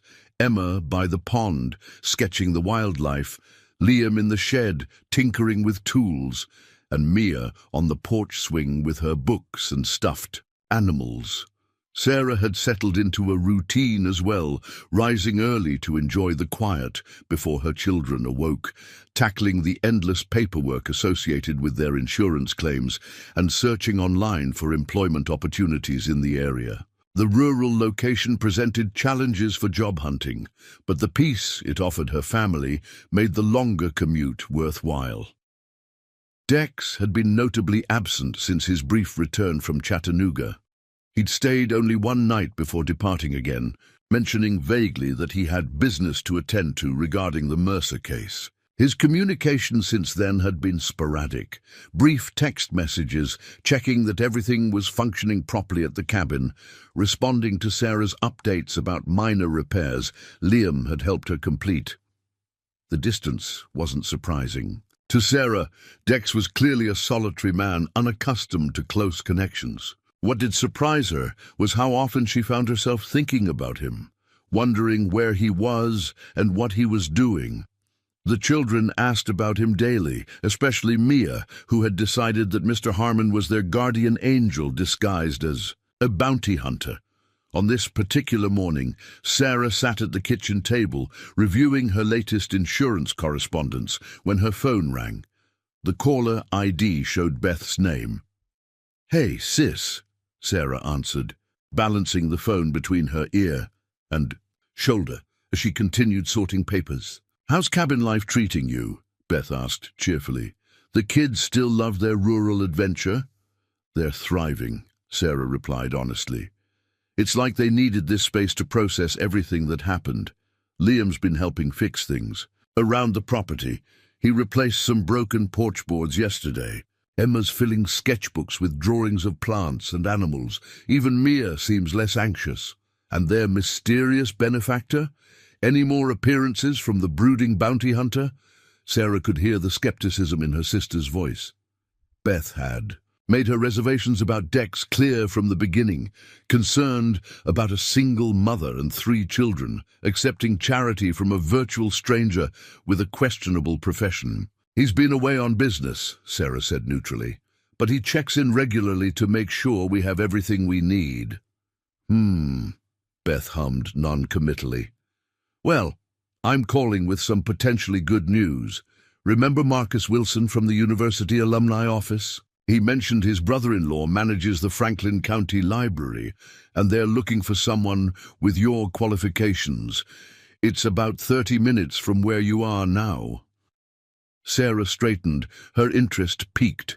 Before the flood, she'd worked part-time at the Riverdale Public Library, using her background in information science while maintaining flexibility for her children's schedules. "That sounds promising," she admitted.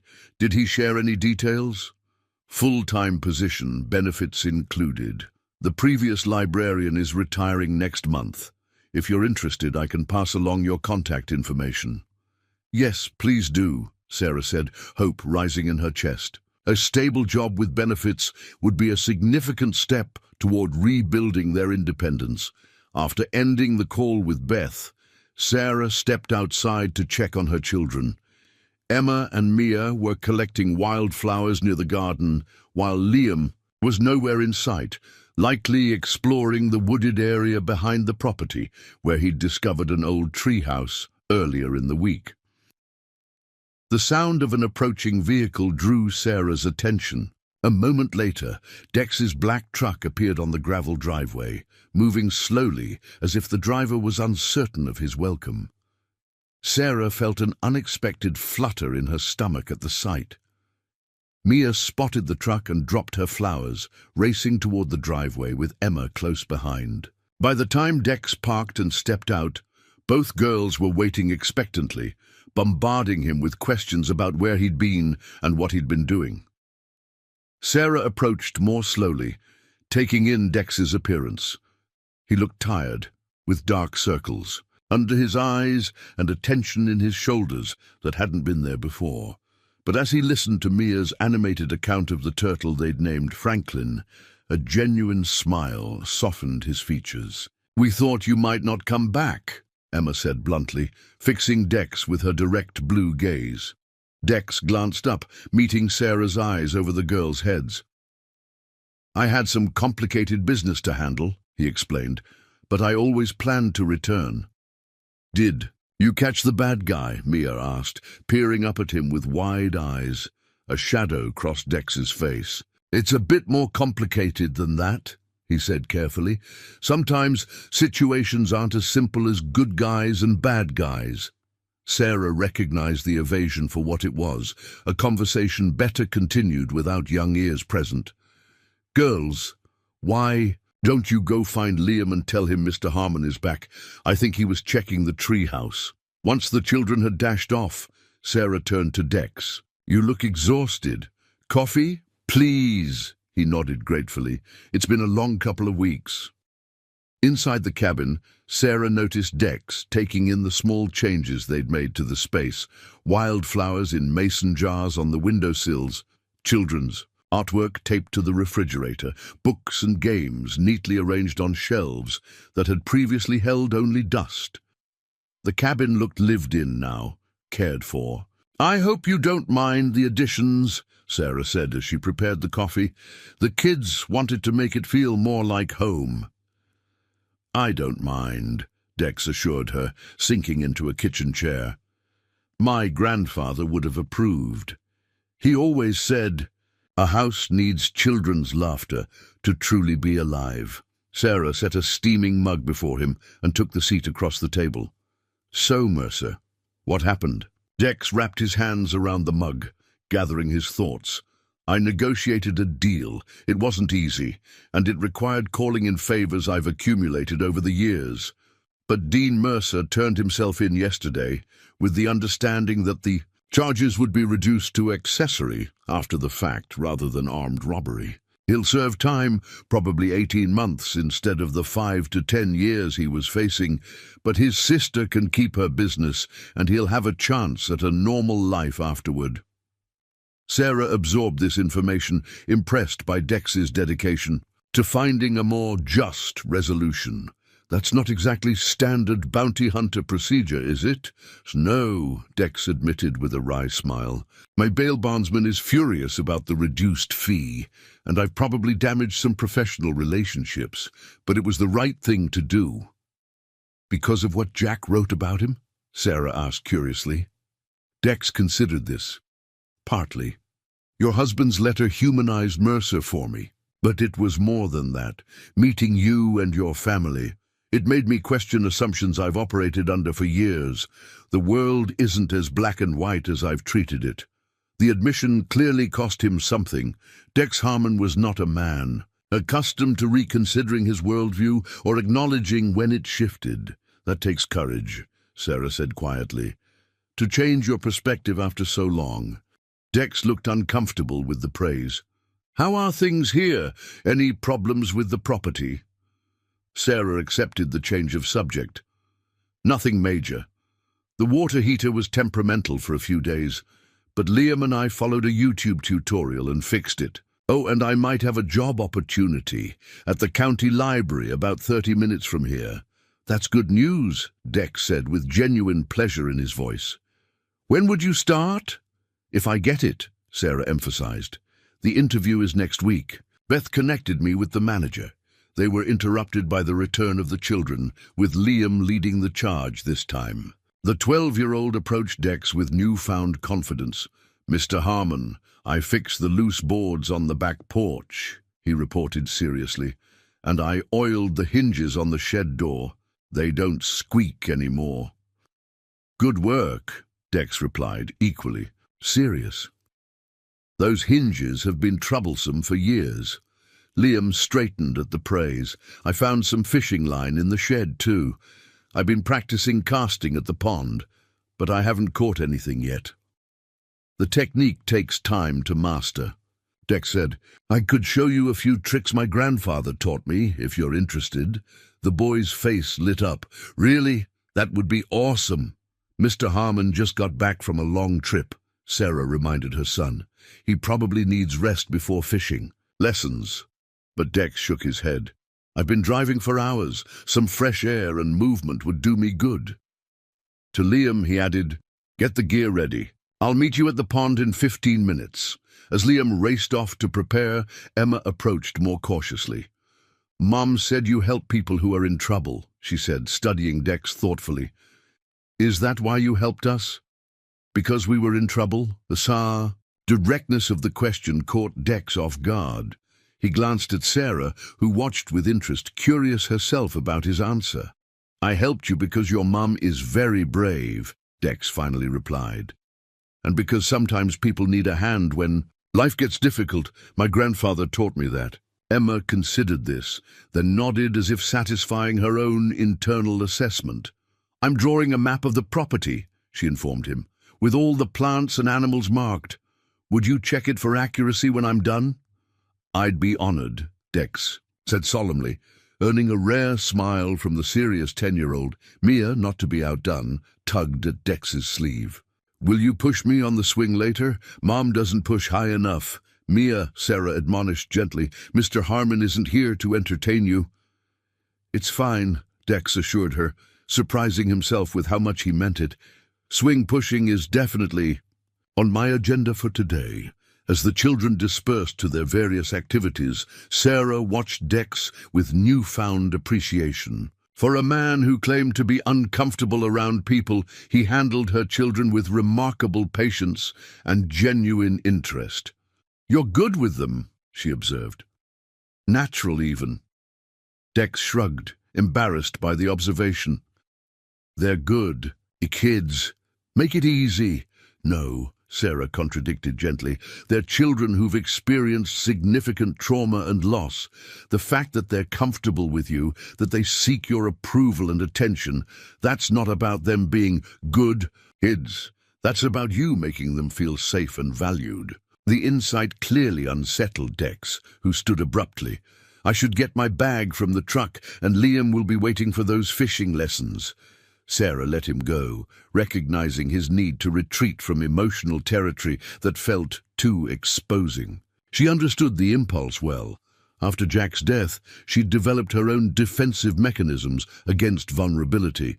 At the pond, Dex showed Liam how to properly thread the fishing line, attach different types of bait, and cast with precision, rather than power. The boy was an attentive student, absorbing each instruction with serious concentration. My dad used to take me fishing sometimes, Liam said suddenly, breaking a companionable silence as they waited for the fish to bite. Not a lot because he was busy with the farm, but sometimes, on Sundays. Dex glanced at the boy, noting the mixture of pride and sadness in his expression. He sounds like a good father. He was the best, Liam stated with absolute conviction. He taught me how to throw a baseball and change a tire and grow corn. He said a man should know how to feed his family and fix what's broken. Wise words, Dex agreed, struck by the similarities between Jack Mitchell's philosophy and his own grandfather's teachings. When he died, Liam continued, his voice dropping, Mom tried to do everything herself. She wouldn't let anyone help, not even Uncle Greg, who offered to pay for our school supplies.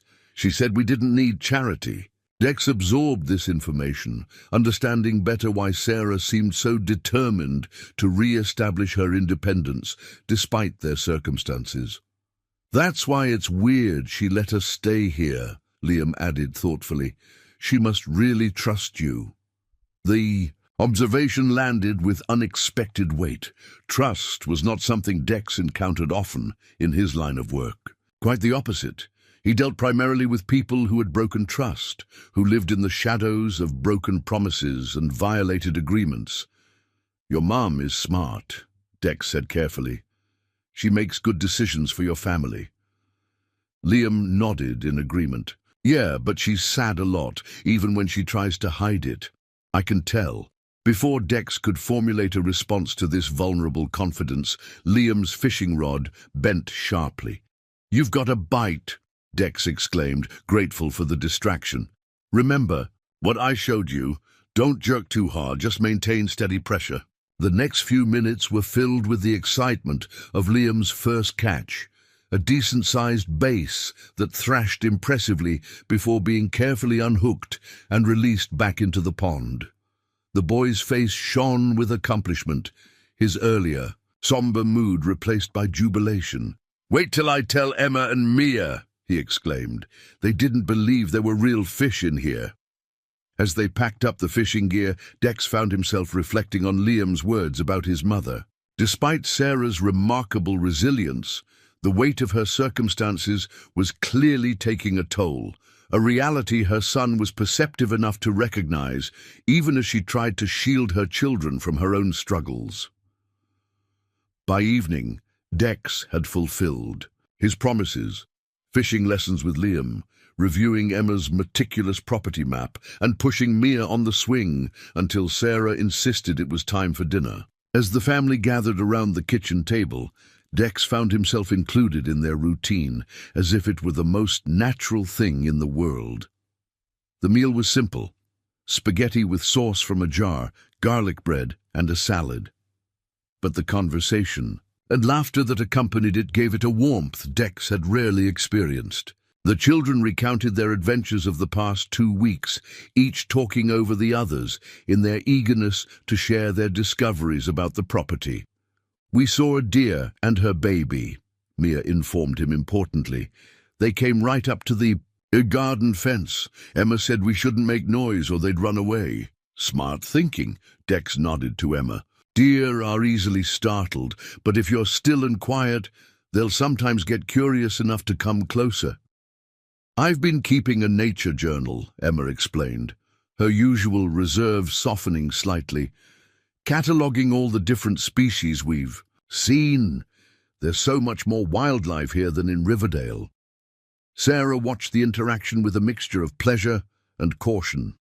The children were clearly forming attachments to Dex, and while his influence had been positive so far, the reality of their situation remained unchanged. This was temporary, a sanctuary during a crisis, not a permanent solution.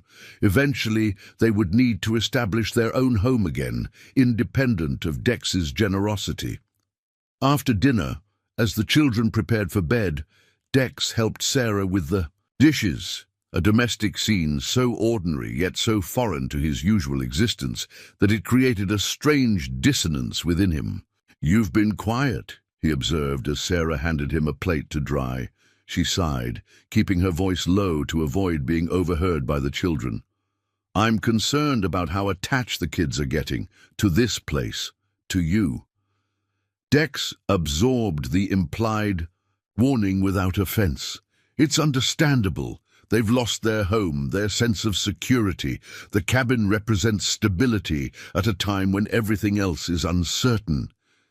"I know," Sarah acknowledged, "and I'm incredibly grateful for what you've done for us.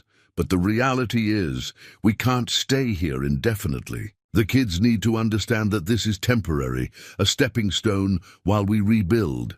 "I meant what I said before," Dex reminded her. "There's no timeline on your stay here. The property's sitting empty otherwise." Sarah set down the dish she was washing and turned to face him directly. "Dex, you've been more than generous, but accepting indefinite charity isn't the example I want to set for my children. Jack and I built our life through hard work and perseverance. I need to show them we can do that again, even without him." The determination in her voice was familiar to Dex now, the same quiet strength that had first caught his attention in the disaster shelter. It was one of the qualities he most admired about her. "I understand," he said simply. "And for what it's worth, they're lucky to have a mother who leads by example." Sarah's expression softened at the unexpected praise. "Thank you For everything, not just the cabin, but for being so good with them. Especially Liam. He's at an age where he needs positive male influence. And since Jack died... She trailed off, emotion briefly overtaking her composure. Dex fought the unfamiliar urge to comfort her physically, to place a hand on her shoulder or offer an embrace. Instead, he finished drying the plate in his hands and set it carefully on the stack. "Your husband would be proud of the job you're doing," he said quietly. "They're remarkable kids. That doesn't happen by accident." The simple validation brought tears to Sarah's eyes. She blinked them away quickly, embarrassed by the display of vulnerability. "Sorry. It's just been a long time since anyone acknowledged how hard this has been." "You don't need to apologize," Dex assured her. "Not for being human." Their eyes met across the small kitchen, and for a moment something unspoken passed between them, a recognition of shared understanding despite their vastly different life experiences. Both knew what it meant to carry burdens alone, to rebuild after loss, to find strength in unlikely places. The moment was interrupted by Mia's voice calling from the hallway. "Mum, I can't find Hoppy, and I can't sleep without him." Sarah smiled apologetically. "Duty calls. The eternal search for the stuffed rabbit continues." As she went to help her daughter, Dex remained in the kitchen, contemplating the unexpected turn his life had taken. 2 months ago, he would never have imagined spending an evening washing dishes in his grandfather's cabin, feeling more at peace than he had in years. The realization was both comforting and terrifying. Comfort had never been a priority in Dex's life. He had built his existence around mobility, detachment, and the freedom to pursue his targets without complications. Yet here he was, finding unexpected satisfaction in the simple routines of family life, in being needed for more than his tracking skills or physical strength. Outside the kitchen window, darkness had settled over the property, the night alive with the sounds of crickets and distant owls. Somewhere in those woods, Dex knew, his grandfather's spirit lingered, not as a ghost, but in the legacy of care he had built into every aspect of the homestead. For the first time in years, Dex felt a connection to that legacy, a sense that perhaps he could honor it in ways he had never before considered. Summer arrived in a blaze of golden sunshine and afternoon thunderstorms. The Mitchell children had settled into a comfortable routine at the cabin, their initial trauma from the flood gradually healing through the stability of their new surroundings. Sarah had secured the position at the Franklin County Library, her competence and warm demeanor quickly making her a favorite among the patrons. Dex's presence had evolved from occasional visitor to regular fixture in their lives. Though his work still took him away for days at a time, he invariably returned to the cabin, often bearing small gifts for the children: a book on local wildlife for Emma, a handcrafted fishing lure for Liam, a colorful kite for Mia. With each visit, the awkwardness between him and Sarah diminished, replaced by an easy companionship neither had anticipated. On this particular evening, exactly 3 months since the devastating flood, Sarah stood on the porch watching Dex teach Liam how to change the oil in his truck. The boy listened with rapt attention, his hands dirty but his eyes bright with the satisfaction of learning a practical skill. "He idolizes him," Beth remarked, joining her sister at the railing. She had driven down from Nashville for a weekend visit, her first opportunity to see the cabin since the Mitchells had moved in. Sarah nodded, unable to deny the obvious bond that had formed. "Dex has been good for him, for all of them, really." "And for you?" Beth asked gently, studying her sister's profile. Sarah glanced at her, then back at the scene before them. "He's been a friend when I needed you most." "Just a friend," Beth pressed, a knowing smile playing at her lips. "Beth, don't start," Sarah warned, though without real heat. "It's complicated enough without adding that dimension." Before Beth could respond, Mia burst onto the porch, her face alight with excitement. "Mom, Aunt Beth, we found monarch butterfly eggs on the milkweed. Emma says we can raise them and watch them transform. That sounds wonderful, sweetheart, Sarah replied, brushing a strand of hair from her daughter's flushed face. But remember what we discussed about taking creatures from their natural habitat. Emma says we'll only take a few, Mia assured her solemnly, and we'll release them back to the same spot when they're butterflies. As Mia dashed off to rejoin her sister in the garden, Beth turned to Sarah with raised eyebrows. They're flourishing here. All of them. It's remarkable after what you've all been through. Sarah couldn't disagree. The transformation in her children over the past months had been profound. Emma's withdrawn silence had given way to passionate curiosity about the natural world. Liam had discovered confidence through the practical skills Dex patiently taught him. Even Mia's nightmares about the flood had subsided, replaced by eager anticipation of each new day's adventures. We can't stay forever, though, Sarah said, voicing the thought that had increasingly occupied her mind. The insurance settlement finally came through last week. It's not enough to rebuild on our old property, but it would make a decent down payment on a small house closer to the library. Beth frowned. Why would you leave? The kids are happy, you have a job you enjoy, and Dex clearly wants you all here. That's exactly why we need to move on, Sarah explained. We can't build our new life on someone else's foundation, no matter how generous the offer. The children need to understand that we can stand on our own. From the driveway, Dex looked up as if sensing their discussion. His eyes met Sarah's briefly before he returned his attention to Liam and the truck's engine. But in that moment of connection, Sarah recognized a truth she had been avoiding. Her reluctance to leave stemmed not only from concern for her children's stability, but also from her own growing attachment to the man who had unexpectedly become integral to their lives. Later that evening, after the children had gone to bed and Beth had retired to the guest room, Sarah found Dex sitting on the porch steps, gazing up at the star-filled sky. She settled beside him, the comfortable silence between them, a testament to how far they had come since their first meeting in the chaos of the flood. Beth thinks we should stay, Sarah said finally, her voice quiet in the night air. Dex nodded, unsurprised. Smart woman, your sister, Sarah smiled faintly. She also thinks there's more than friendship between us. The directness of the statement hung between them. Dex turned to look at her, his expression unreadable in the dim light. And what do you think? He asked, his voice low. Sarah took a deep breath, gathering her courage. I think that when a person's life falls apart, it's dangerous to build it around someone else. I did that once with Jack. When he died, I had to discover who I was without him. It was the hardest thing I've ever done until the flood.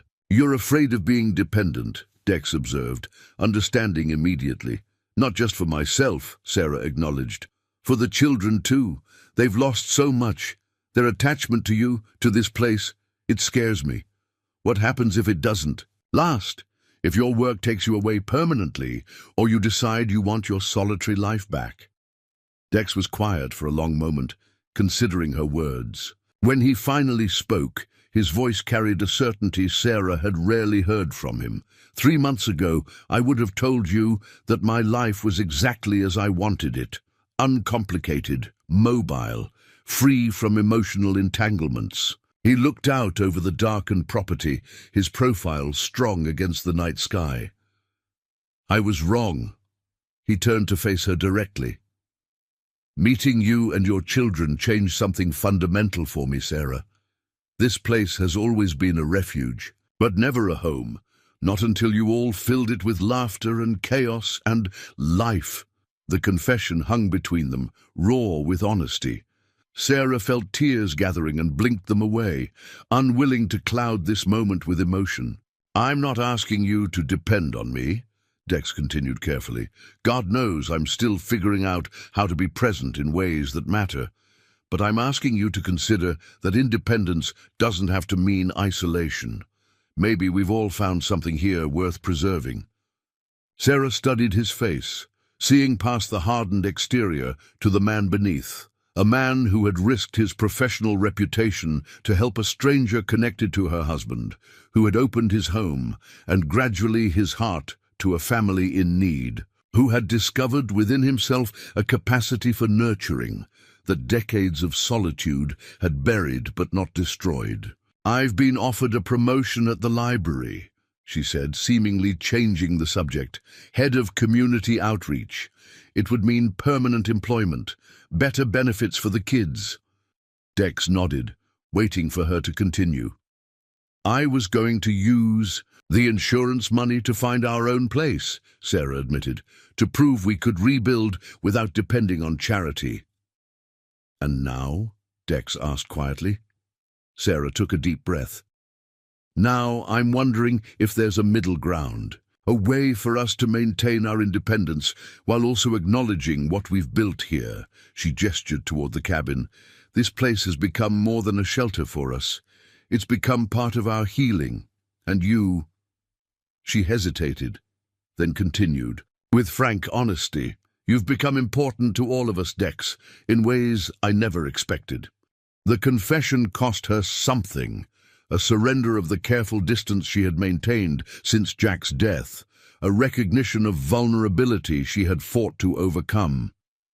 Dex reached for her hand, his calloused fingers entwining with hers, in a gesture both protective and seeking protection. "What if we consider this a partnership rather than charity? You and the kids continue living here, making it your home in every sense. I maintain my apartment in Nashville for work purposes, but treat this as my primary residence when I'm not." "On the road and the ownership?" Sarah asked practically. "We can work that out," Dex assured her. "Property law has provisions for shared ownership, tenancy arrangements. The details matter less than the intention behind them." Sarah considered his proposition, weighing her pride against the undeniable rightness of what had developed naturally. Over the past months, the children would need stability, knowing this is truly their home, not a temporary arrangement. "I can think of no better use for this property than providing that stability," Dex replied. "My grandfather built this place to last generations. It should be filled with family." The word family lingered between them, laden with meaning neither was quite ready to define explicitly, yet its power was undeniable, a recognition of the bonds that had formed, unexpected and unplanned, but no less genuine for their unconventional beginnings. "We would need clear boundaries," Sarah said, thinking aloud, "space for each of us to grow independently even as we share this place." Dex nodded, understanding her need for autonomy. "We take it one day at a time. No pressure, no expectations, beyond what feels right." As they sat together in the gentle summer night, the sounds of the forest a soothing backdrop to their conversation, Sarah felt something shift within her. Not the painful wrenching of further loss, but the subtle realignment of possibility opening before her. 3 months ago, she had stood on her porch and watched as floodwaters consumed the life she had painstakingly maintained after losing Jack. She had believed then that fate had dealt her a final, crushing blow, that there could be no recovery from such complete devastation. Now, sitting beside a man whose hardened heart had softened through his connection to her family, Sarah recognized the tide had turned. Out of loss had come unexpected gain, out of destruction a new foundation. "One day at a time," she agreed softly, squeezing Dex's hand. "Starting with today." Above them, stars punctuated the velvet darkness, witnesses to the quiet commitment being made between two people who had found each other through extraordinary circumstances. Neither could predict the path ahead with certainty, but both recognized the value of what they had discovered together. A second chance at belonging, at home, at family. For Dex Harmon, the bitter bounty hunter whose life had been transformed. by a widow and her 3 children, and for Sarah Mitchell, who had found strength to rebuild from complete loss. The future stretched before them, not as a finished road, but as a journey they had chosen to undertake together, one step at a time. Up next, you've got 2 more standout stories right on your screen. If this one hits the mark, you won't want to pass these up. Just click and check them out. And don't forget to subscribe and turn on the notification bell so you don't miss any upload from us.